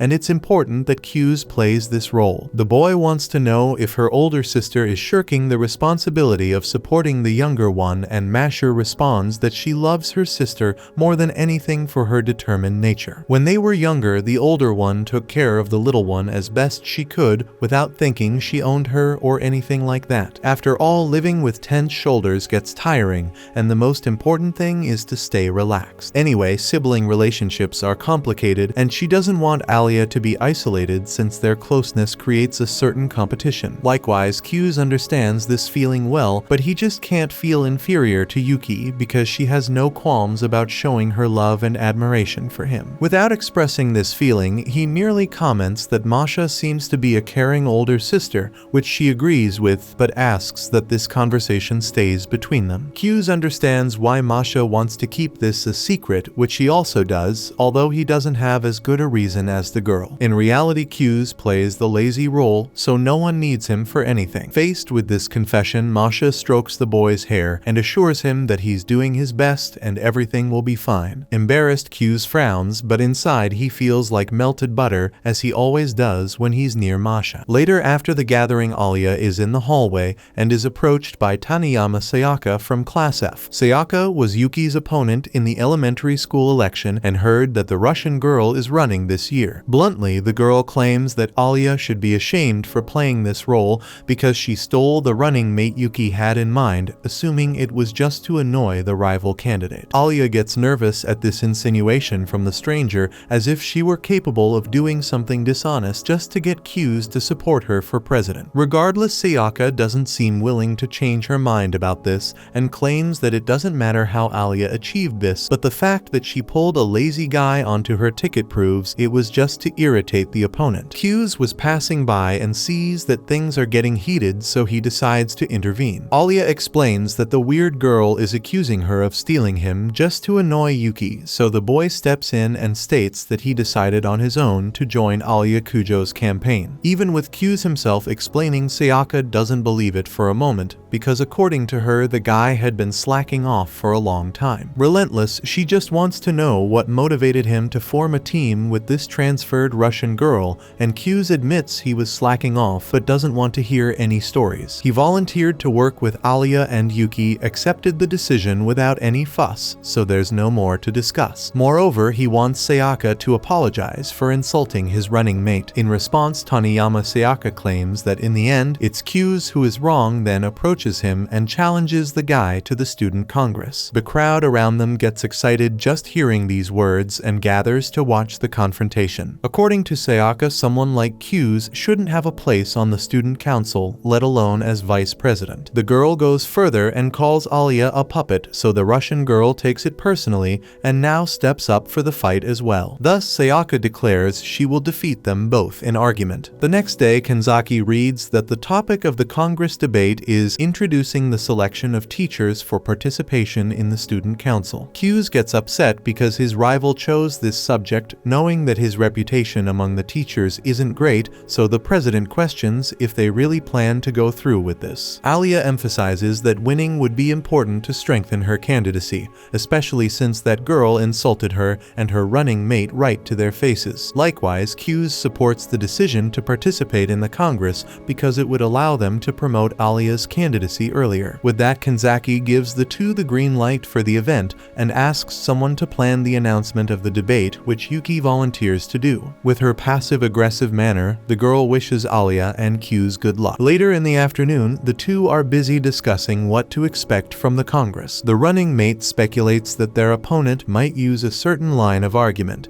and wants to know how Alya would respond to it. After reading her speech on paper, paper, he praises what's written, suggesting only that she make it a bit more concise. Putting that aside, the Russian girl asks if her friend doesn't get along with Taniyama, which he confirms, although they respected each other when they worked together. Since that's the case, Alya doesn't understand why she was so rude, which he also doesn't get, though he suspects Taniyama thinks he's only participating in the election for fun. Apparently, Taniyama has a poor impression of Q's because he was Yuki's partner in the last election, but abandoned her even though she was the favorite to work with someone else. With this, Alya was now certain she was the reason behind this conflict. Seeing his partner's downcast expression, Q's asks if she's okay, but Alya lifts her head and assures him she'll give it her all tomorrow. The sun rises after that day, and already at school, the pair is approached by a girl named Miyami Nonoa, Taniyama's running mate. Although she already knew Q's, she introduces herself to Alisa Kujo, who does the same and wishes the girl a good debate. Nonoa jokes that the Russian seems too serious and then leaves. Afterward, Q's comments that Taniyama and this girl have been childhood friends, and despite being opposites, they complement each other. Miyami, being very popular, gets along well with everyone, which is a big advantage when it comes to elections. However, Q's asks his partner not to worry about that today because her focus should be on Taniyama. In the auditorium moments before the Congress, two students comment that Taniyama will face the transfer student who isn't well known by anyone, with most people only aware that she gets good grades. Speaking of her, the young Russian student steps onto the stage, her mind flooded with doubts about her ability to hold people's attention. The last time she tried to do this, she was overshadowed by the football and baseball teams, but she knows she has to give her best also for Q's, who agreed to help her in this election. Among the spectators, most doubted the newcomer's ability to deliver her speech, imagining she would be crushed by Taniyama. On stage, Q's suddenly appears and asks if Alya by any chance is a size E cup, which offends the girl at such a delicate moment. Q's responds that this is the perfect moment because he can't get hit in front of everyone, then asks if the joke relieved a bit of her stress. When she doesn't answer, Q's frowns and asks who Alya is facing today. She responds that she's going head-to-head with Taniyama, but the boy reveals that in reality she's up against the idealized and perfect version of herself. Therefore, the Russian doesn't need to act as if she's perfection incarnate, but should rather be natural and try to enjoy the process. If something goes wrong, of course, he'll be there to fix whatever is needed. The student congress is then announced, the lights dim, and Kanzaki mentions that the students who proposed the debate were Taniyama Sayaka and Miyami Nonoa, while the opponents would be Alisa Kujo and Q's Masachika, noting that the topic will be introducing the selection of teachers for participation in the student council. Responsible for opening the debate, Taniyama starts by reminding everyone that currently the council members are chosen by the president and vice president, but the truth is they accept any participant. With this in mind, Taniyama mentions a survey of former council members which stated that this was the case in the last 3 terms. In the midst of this, Q's thinks it's an exaggeration for the girl to have collected data just to mention this, but imagines Miyami is the mastermind behind this nonsense. Taniyama continues asserting that the council should be made up of skilled individuals. Once a student becomes a council representative, even a low-performing student can rise above others in the school's social hierarchy, and Taniyama finds this quite displeasing. After saying this, the students in the auditorium exchange thoughtful glances, and Q's acknowledges that the girl speaks with confidence. Then Taniyama proposes that teachers should approve the chosen candidates as a prerequisite because only the most qualified should become council representatives, creating a much more capable and respected body. At the end of her speech, Taniyama thanks everyone for their attention and steps down from the podium. Kanzaki invites the opposition to respond, so Alya stands up without hesitation and heads to the microphone. The students around make some jokes about the known Ice Queen, but are curious about what she is capable of. Alya remembers her friend's advice about being herself and enjoying the process, and she prepares to do just that. She introduces herself as Kujo, treasurer of the student council. In her opinion, while Taniyama believes that including teachers in the process of accepting council students could improve the quality of representatives, the Russian thinks the exact opposite. After all, this infringes on the student council's authority by taking away the president and vice president's power to appoint their representatives. Since these are the 2 highest positions in the council, both are selected by the students' vote, and because they won a contest as fierce as an election, they are granted privileges by the academy. The main one is being able to choose their subordinates, and no part of this should be handed over to the teachers. That would be to say that the student council cannot function on its own without their intervention, and this academy prides itself on respecting the students' autonomy, which is why a great deal of power is vested in the student council. If teachers are included in the approval process, the council presidents will lose the ability to choose trusted subordinates and will also be unable to reject any recommendations made by the teachers. Just behind his companion, Q's feels relieved to see that Alya remains strong. Observing the audience, he realizes that both opposing arguments are valid, which is why the students are so divided. Meanwhile, Taniyama stares directly at Q's, suspecting that he wrote the entire speech for the Russian, which isn't true. At that moment, Alya finishes her speech and Kanzaki announces the beginning of the debate. Taniyama interrupts the proceedings and brings up that the student council recently accepted all the volunteers. Alya steps in, arguing that this didn't cause any problems, so she questions why the girl is so bothered by it. The rival responds that it's essential to involve teachers in the selection process to prevent a decline in performance, but the Russian reiterates that it's up to the council president and vice president to determine this, as they can identify management deficiencies themselves and seek help from the teachers. In the midst of this, Q's reflects that Taniyama underestimated her true adversary by focusing only on him, and now she's unprepared to face Alisa Kujo. Annoyed, Taniyama questions what would happen if the council president abuses their power. Alongside this, students debate whether a Russian outsider would truly understand what's happening at the academy, having arrived so recently, unlike Taniyama. To make matters worse, Alya ends up stumbling and forgets the response she was going to give. She knows she needs to think quickly, but the pressure causes her anxiety to spike, blurring her vision. At that moment, Q's touches his companion and praises her good work, then asks to take over the situation. First, he announces that his companion's throat is dry, and that's the price for not being used to talking to others. With this joke, Q's eases the pressure on himself and lightens the atmosphere. Then he questions everyone whether it's really necessary to debate this, and his words leave everyone present confused. Q's argues that the students already resolved this debate before it even began by electing Kanzaki as the council president. Kanzaki was a lazy student who barely paid attention in class, meaning the kind of student who would never be approved by a teacher for this role. As he finishes this sentence in a humorous tone, Q's gains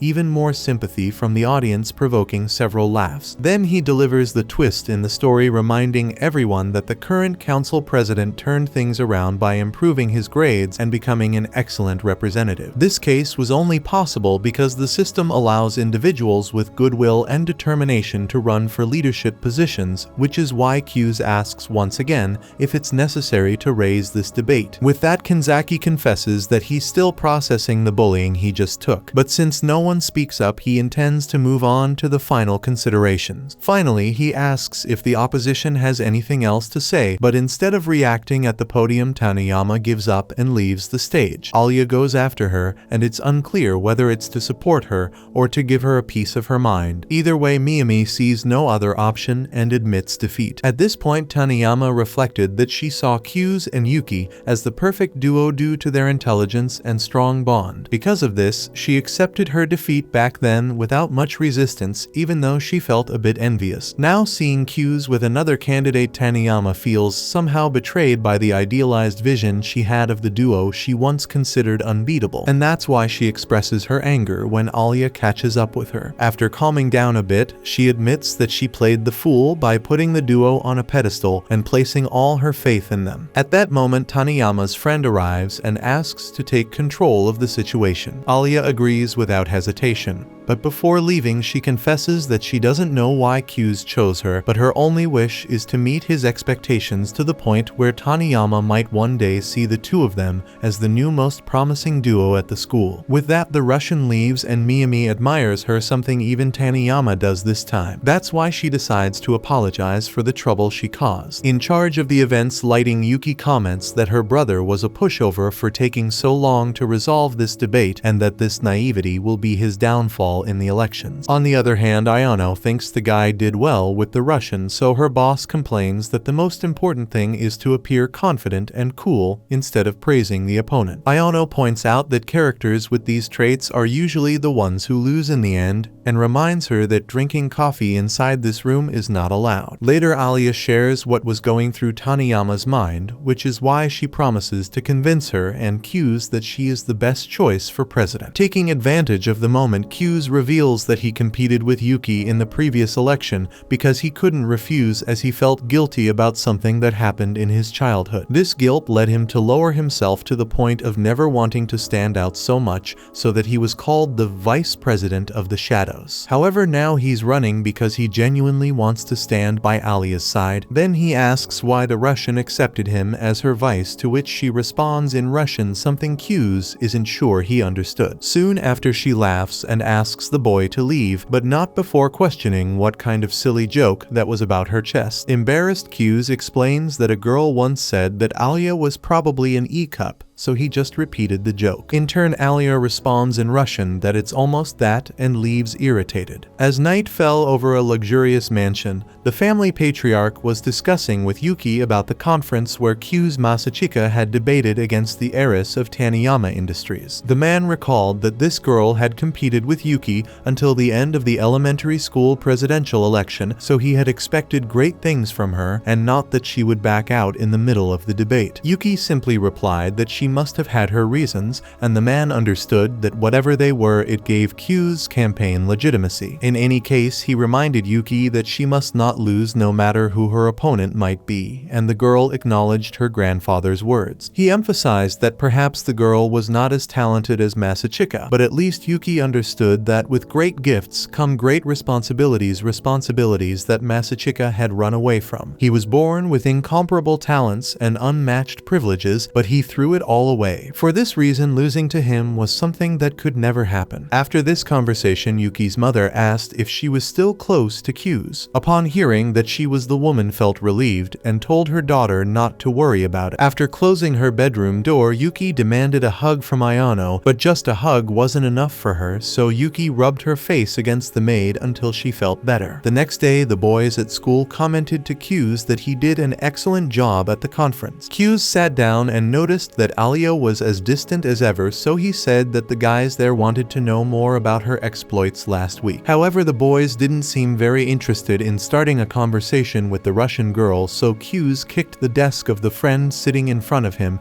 and the guy got the hint. This friend then asked if Kujo had written her own speech, and she replied somewhat surprised that she had. The boy said he was impressed by that and praised her speechwriting skills. Soon the others also got involved in the conversation, until two of them insulted Taniyama for running away in the middle of the debate. Hearing this, Alya stood up with a scowl and left. Q's went after his friend to the student council room to see what was bothering her, because it seemed that Taniyama being ridiculed really upset her. The Russian girl turned around to defend her debate opponent, but Q's interrupted her, saying that they both knew why she did what she did, and above all, they had done nothing wrong. On the contrary, they had competed fairly, so there was no need to be concerned about what people said or didn't say about Taniyama. Alya understood what her friend meant, but she felt that it wasn't really a victory since their opponents simply gave up. Q's pointed out that if the plan was to help the girl recover, it would mean their victory at the conference would be lost. Still, he scratched his head and conceded, saying that what mattered was doing what was right. At this, Alya took the opportunity to state that she intended to help Taniyama, and so she gained Masachika's support. He argued that it was better to deal with it now than to keep putting it off, and besides, it would make for a much smoother closing ceremony. Even so, the Russian girl was afraid of causing too much trouble for the boy, but he reassured her that he was there by her side no matter what, which touched her deeply. With that said, Q's noticed the office chair swaying and realized someone was there. Under the desk, Kanzaki and his girlfriend had squeezed themselves into whatever space they could to avoid being discovered, but they ended up giving themselves away in the end. Q Q's thought it looked like something straight out of a romantic comedy, but regardless, as a good underclassman, he intended to pretend he saw nothing. The problem was that another romantic comedy scene began to unfold before his eyes when Alya took a step forward. Then she took another while Q's scrambled to find something to distract her with as quickly as possible. With no other option, he ordered Sarashina and the student council president to come out of hiding and made them promise that everyone there would pretend they hadn't seen or heard anything, which the two in hiding thought was a brilliant idea. Afterward, Q's and Alya left the room, and the Russian girl was so embarrassed that she pretended to remember some responsibility and bolted out of there. Meanwhile, in Nonoa's classroom, the girl was chatting with her friends about fashion while they all stared at their phones, and this scene made Q's roll his eyes, certain he wouldn't be able to join in on that conversation. One of Nonoa's friends invited her to a party at her house on Sunday, but the girl was feeling a bit down because exams were coming up. Even so, she joked that she was just kidding and confirmed her attendance at the party. At that moment, she noticed Q's was watching and called out to him. Embarrassed, the boy preferred not to say why he was there in front of everyone, so he met with Nonoa in a vacant room. Once there, she teased him, saying he didn't need to make such a big deal out of asking her out, so Q's, surprised, asked if she would actually like that to happen. With the same bravado, she replied that she was single and even liked the boy, but that she had never dated someone she really liked,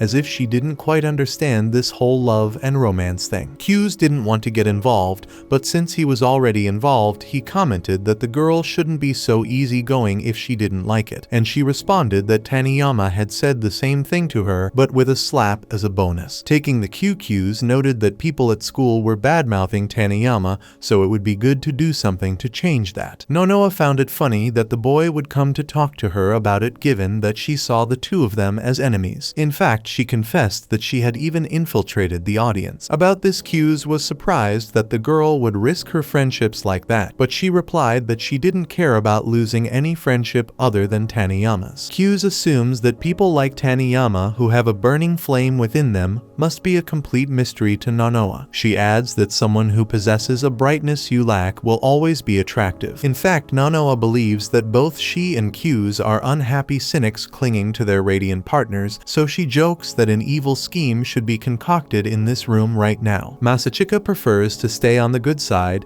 and suggests that the two of them spread a rumor to justify Taniyama's abrupt exit from that day's debate. Nonoa points out that this could cast doubt on his victory, but Q's is already aware of that. With nothing to lose, Nonoa agrees to the plan and leaves without further ado. Just as abruptly, Ayano shows up in the room with Yuki, startling the boy. Yuki accuses her brother of getting close to Nonoa, an enemy, and that's why they decided to eavesdrop on the conversation. Not buying this story, Q's asks for the real reason, and the girl reveals that she was pretending to have a secret meeting, not realizing an actual secret meeting would be taking place. To make matters worse, Alya appears at the door and sees her running mate chatting with their opponents, immediately frowning. Q's asks her not to jump to conclusions, and although Alya pretends everything is fine, she leaves pouting and cursing him in Russian. Yuki teases Q's, saying this scene is typical of someone who goes to deliver a thank you meal to others but ends up revealing a sinister secret of the one who helped them so much. With that, Q's tells her to stop imagining cliché scenes. In a flashback, Taniyama saw Nonoa with a boy and confronted her friend because it was a different guy than before. Nonoa didn't pay much attention and replied that he's her boyfriend now, so she doesn't see a problem with it. However, Taniyama slapped her, saying that Nonoa sells herself too easily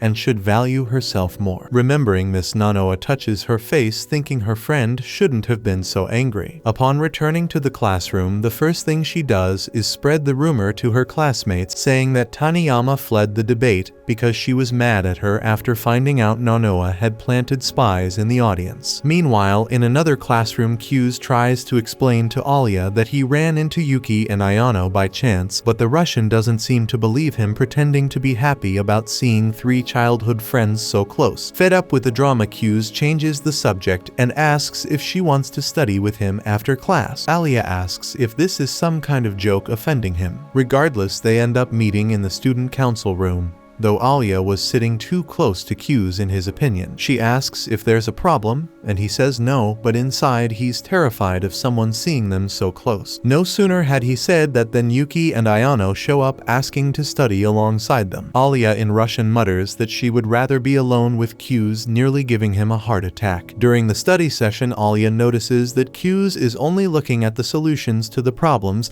instead of learning how to solve them, so Yuki and Ayano explain that this guy has always studied like this for some reason. Changing the subject, he asks Ayano if she has any questions, and seeing that she was reluctant to admit she did, he assures her that he won't make fun of her or anything. On the other hand, Ayano would have preferred Masachika to scold her in this case and call her a useless waste of space, so she's disappointed. Alya butts in and asks if the three of them are really childhood friends because somehow they seem even closer than that. However, before the question is answered, Masha enters the room with her famous tea and serves it to everyone. She finds a book on hypnosis and asks whose it is, so Q's explains that Sarashina confiscated it from someone the other day. The girl whines for her sister to hypnotize her, but Alya ignores her, so Masha starts pestering Q's, who doesn't know how to say no. Soon he's simply trying a hypnotic induction on the girl, asking her to focus on his finger and repeating that she's getting sleepier and sleepier, and when he claps his hands, she'll fall into a deep sleep. After doing so, the girl completely knocks out, so Q's quickly flips to the part where the hypnosis is undone. According to the book, the person in charge should touch the hypnotized person's shoulder, which he does, bringing Masha back to reality. Alya doesn't believe her sister is telling the truth, so Yuki suggests that she be hypnotized to see for herself. So Q's repeats the process and proves he's already become a master of hypnosis by putting the Russian girl to sleep, even catching Masha indirectly. Yuki sees the potential for mischief in this situation and suggests a more mischievous act of hypnosis, while Ayano was thinking of something more innocent like discovering a personal secret from the two. Ignoring the maid's suggestion, Yuki induces the two girls to become increasingly flirtatious, so they both stand up and Masha pulls Alya and Q's onto her lap. Yuki gets frustrated because she didn't expect Masha to be the one to form a harem, while Q's asks to leave but isn't allowed to. Alya feels uncomfortable in her clothes and starts taking them off slowly, with Masha following suit. Q's taps the Russian girl's shoulder before things get out of hand, while her sister taps Masha,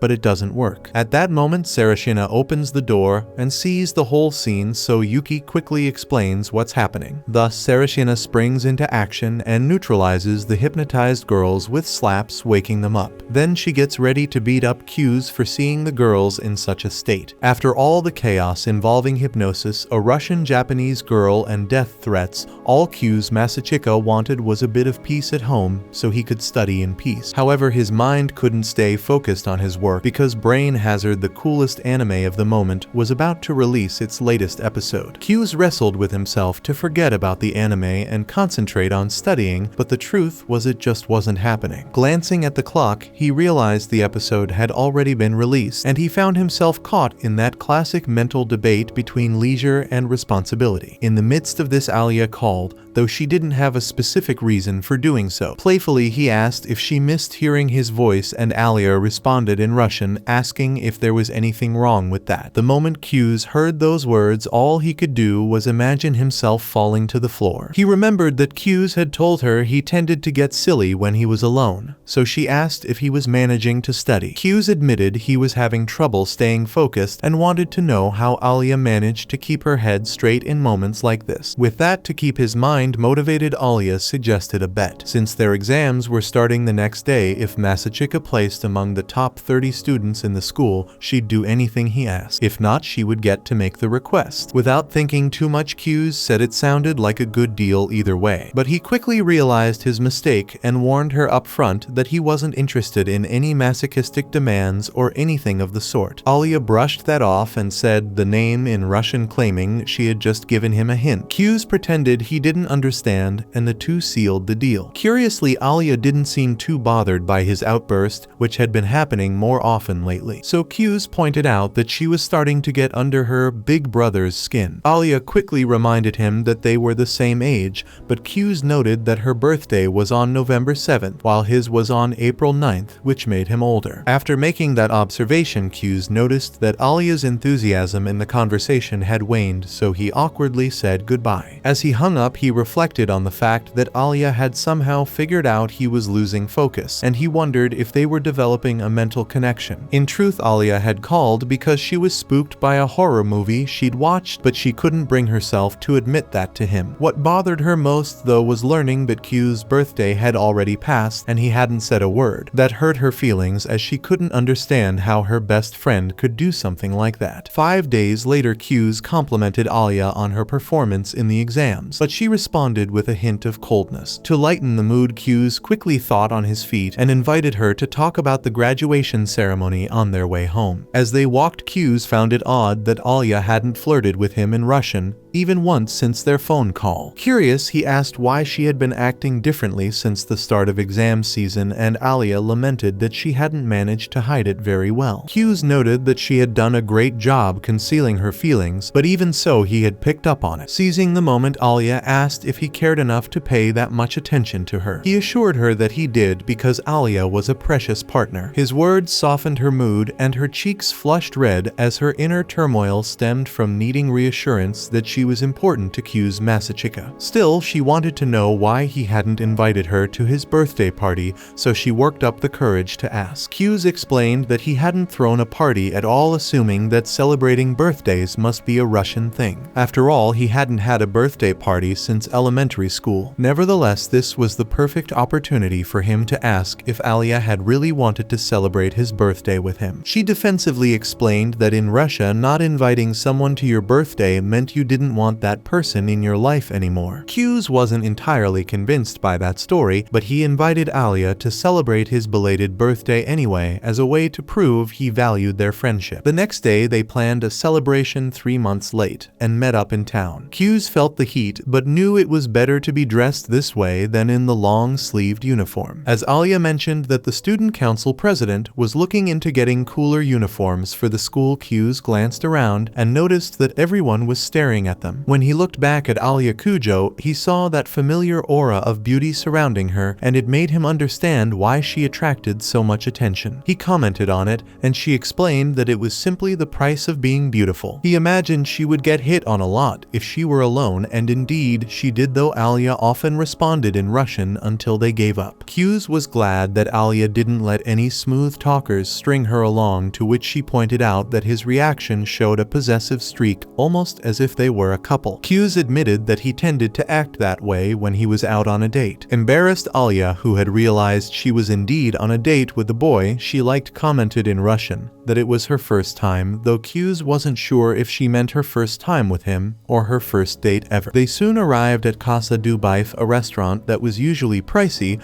but offered some great lunch deals. Once inside, Q's gave a quick rundown of how the graduation ceremony worked. First, the candidates for student council president would present their political goals, followed by their running mates explaining why they supported their candidate. Then came the most important part. Even though the event didn't involve a formal vote, there was something similar to it. After each pair speaks, the audience reacts, and the crowd applauds only for whoever they want to win. Alya asks if it's possible for a candidate to receive no applause at all, and Q's explains that it is. In fact, he imagines they won't be able to match Yuki's applause due to her popularity, so their goal is to keep the gap from being too large. Alya thinks this strategy is too defensive, but Q's considers it a realistic assessment of the current situation. Speaking of which, he plans for their team to give their speech before the competitor, because the first speaker often gets a more subdued reaction, while the crowd weighs its options, giving them an excuse if Yuki outshines them. Alya doesn't like the idea and shoots Q's a dirty look, so he tries to lighten the mood and asks if the clever girl would rather play dirty, like messing with their opponents' heads. With that, Alya softens a bit, and her partner eases the tension by assuring her that Yuki wouldn't stoop so low either, since she's nothing like Miyami no Noa. Alya asks what he means by that, but their food arrives just in time, and the two turn their attention to celebrating the belated birthday. Before long, Alya wonders if her running mate started the rumor about Miyami, but he pretends it was all her initiative. Either way, it buried the issue with Taniyama, but also buried the results of the Congress. Alya Alya regrets that happening but thanks her friend for prioritizing her during the process. With that, Kyu's gets flustered and turns away, so Alya, for the first time in Japanese, comments that the boy looks really cute when he's embarrassed, then offers him a piece of meat to feed him. Everyone around is tense, expecting a climax, while Kyu's casually eats the meat and notices the girl using the same fork afterward without a care. After the meal, Alya gives her friend a mug as a gift, and he jokes that it looks like something couples buy in pairs. Alya confesses that he read her mind because that's exactly what she did. Her matching mug is already safely stored at home. Hearing this, Kyu's almost loses his composure but tries to hold it together to avoid falling completely for the Russian girl. Back at school, while they wait for their turn in the meeting with the teachers and parents, Kanzaki wants to discuss the proposal for summer uniforms with the student council members. Masha stands up to make some tea and asks Ayano to relax, as the girl also stood up just as someone started doing a task. Dismissed from her duties, the poor girl freezes. Kanzaki informs them that they should be able to implement the new uniforms after summer break, so they plan to make a surprise announcement at the closing ceremony. Yuki supports the idea, saying no one should have to wear a blazer in this heat, while the president gives all the credit for this achievement to his beloved Sarashina. She does the same, and the two enter their own little love world in front of everyone. Amid this, Masha awkwardly serves Kyu's a cup of tea, and the boy deduces that she's still bothered by the whole hypnosis incident. Then Kanzaki's parents inform him they've arrived, so it's time for his meeting. Masha mentions that she'll wash the dishes, and Kyu's offers to help. While doing the task, the boy takes the opportunity to apologize for the hypnosis, but she reminds him it was her idea. In fact, she's curious to know what she did to him while she was hypnotized, so Kyu's tells her that she pulled him and Alya in and started stroking both of their heads. The girl is relieved it didn't go beyond that, though she's heard that Kyu's was watching while they were hypnotized. Despite the situation, the boy finds her more cute than intimidating with that angry face. To punish him, Masha squeezes and pulls his cheeks, teaching him that you shouldn't mess with a girl like that. Just then, Masha's mom calls her to join the meeting, leaving Kyu's to finish up the task. After washing the dishes, Masachika returns to the student council room, where Yuki takes advantage of their alone time to clear some things up. Before that, Kyu's mentions he's going to pick up his grandfather, so the girl forcefully hugs him to avoid being ignored, saying she's felt really lonely without her big brother around and wants to be pampered here and now. Kyu's plays along for a moment, but is interrupted when his grandfather calls to say he's arrived. Meeting the old man at the entrance, Kyu's jokes that he looks like an Italian mobster in that white suit, to which his grandfather replies that he forgot to put on his sunglasses to complete the look. The young man asks where he got those clothes, and the old man explains that he spent his entire pension to buy them for today. Later, the grandfather asks if Kyotaru is too busy to come today, and Kyu's explains that he was just transferred to the Japanese embassy in England. In the middle of this idle chatter, Alya shows up and is practically ambushed by Kyu's grandfather. The boy explains that this crazy man is obsessed with Russia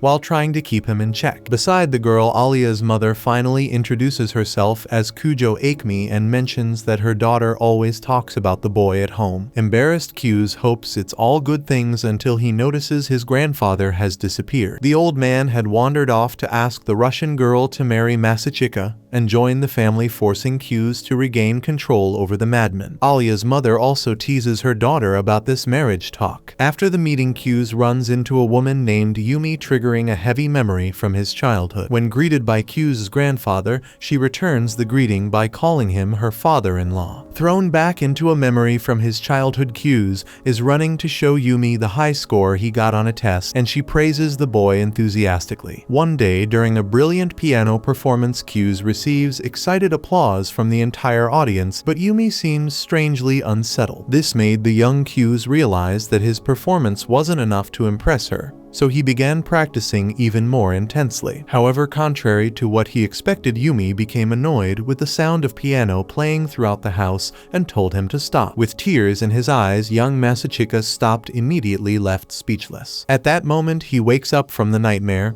and to make matters worse, he catches a cold. Someone rings the doorbell, so he goes to answer it and sees that it's Alya. She found out from Yuki that her friend was sick and came to bring medicine at Yuki's request. Kyu's reflects that his crazy sister could have given him a heads up, but now Alya was already in front of him asking to come in. Q's responds that just the medicine is enough, practically pushing the girl out, but she insists that Yuki asked her to take care of him. Faced with this, Q imagines that his sister is trying to drag other people into her otaku fantasies until Alya confesses in Russian that she's lying about only coming because of Yuki's request. So he lets her into the house. Seeing her nervous at his bedroom door, Q tells her to relax, but she responds irritably that everything feels a bit new to her, that's all. In Russian, she adds that the room smells like a boy. Then she asks if he prefers porridge or something else, maybe soup, since the vegetables are cooked until they're soft, making it easy to eat even when sick. He chooses soup, so she says it'll take 4 hours to be ready. Q complains that it's a long wait, and Alya admits that using a pressure cooker would speed things up, but that would be blasphemy. So Q switches to porridge, and the cook goes off to prepare it. While reading the recipe in the kitchen, she notices Q's using the mug she gave him and is filled with happiness. Sometime later, when Masachika is running a high fever, the porridge is finally ready. Seeing his friend wearing an apron and serving the bowl on a tray, he thanks her for the lovely sight, prompting the girl to sarcastically remark that he seems just fine already. Afterwards, she sits on the bed and hands him the porridge, asking if he can eat on his own. Q's can eat without any trouble, so he takes a bite and praises the taste. Embarrassed, the Russian girl doesn't respond properly to the compliment, as her mind is on another question. She wants to know where Q's parents are. He tells her his dad is at work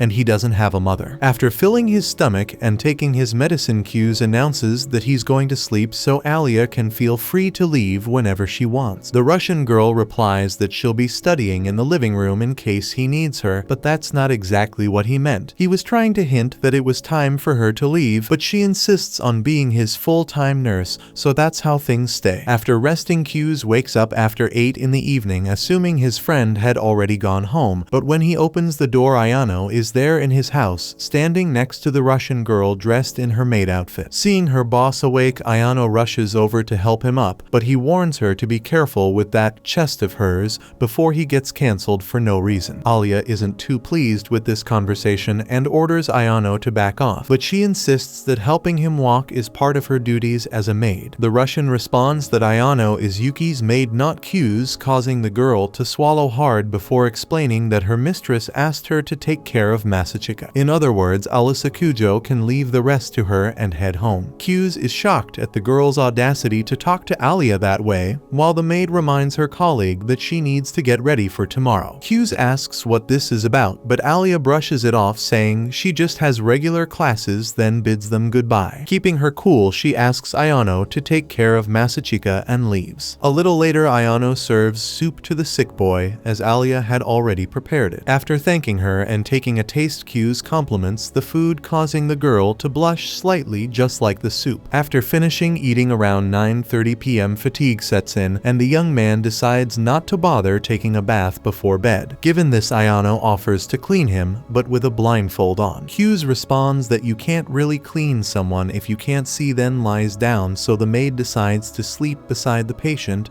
or at least sing him to sleep. Realizing she's too full of energy, Q orders her to go back to Yuki's house and end the night, a command she promptly follows. When he wakes up the next morning, Q is feeling much better. He finds the maid cleaning the floor at 11 am, so he asks if she skipped school because of him. According to Ayano, her boss's health is more important than a mere report card. With that, she goes to prepare lunch. As she serves the food and places the medicine on the table, Q notices something odd and asks to see the packaging of the medicine. It states that one of the side effects is drowsiness, so he asks if Yuki was the one who sent Alya with this. The maid reveals the truth. After realizing what's going on, Q rushes to school and overhears two boys in the hallway saying that Yuki did way better than Alya, making him realize he let his guard down, thinking his sister wouldn't try anything until the closing ceremony. He runs up to Alya and asks what happened, and she apologizes for ruining everything. After calming down, she explains that everything started yesterday morning when Yuki asked to speak with her in the student council room. Yuki, saying she was busy, asked the Russian to take care of Masachika, handing over his usual medication along with his address. Besides that, she invited Alya to participate in the lunch broadcast the following day, as she was planning planning to discuss the recent Student Congress live. This would be Alya's chance to showcase her victory in the debate to everyone. The Russian responds that she doesn't want to bring up that topic again, so Yuki asks her to forget about that part, but insists she attend anyway so they can prepare the final progress report for the first term together. Under pressure, Alya ends up agreeing, and then Yuki mentions the rumor of Nonoa's cheating that's spreading throughout the school, amused that Alya is trying hard to bury her own victory in the Congress. For these and other reasons, Yuki Siwoo adopts a villainous expression and comments that the Russian is way too relaxed, then sarcastically asks if Alya really intends to win the elections. Considering that the Russian didn't sense any danger when entering her rival's territory, Yuki believes that this lack of survival instinct makes Alisa Kujo such an easy target that she felt the need to issue a warning. After all, Masachika has a fever, so the girl should be much more cautious. Startled, the Russian suddenly realizes, asking if her rival is planning to take advantage of the guy being sick. Yuki bluntly admits that she plans to use this moment to bring down her opponent's standing as much as possible. At this point, Alya's initial shock turns into a determined glare, warning that her enemy underestimated her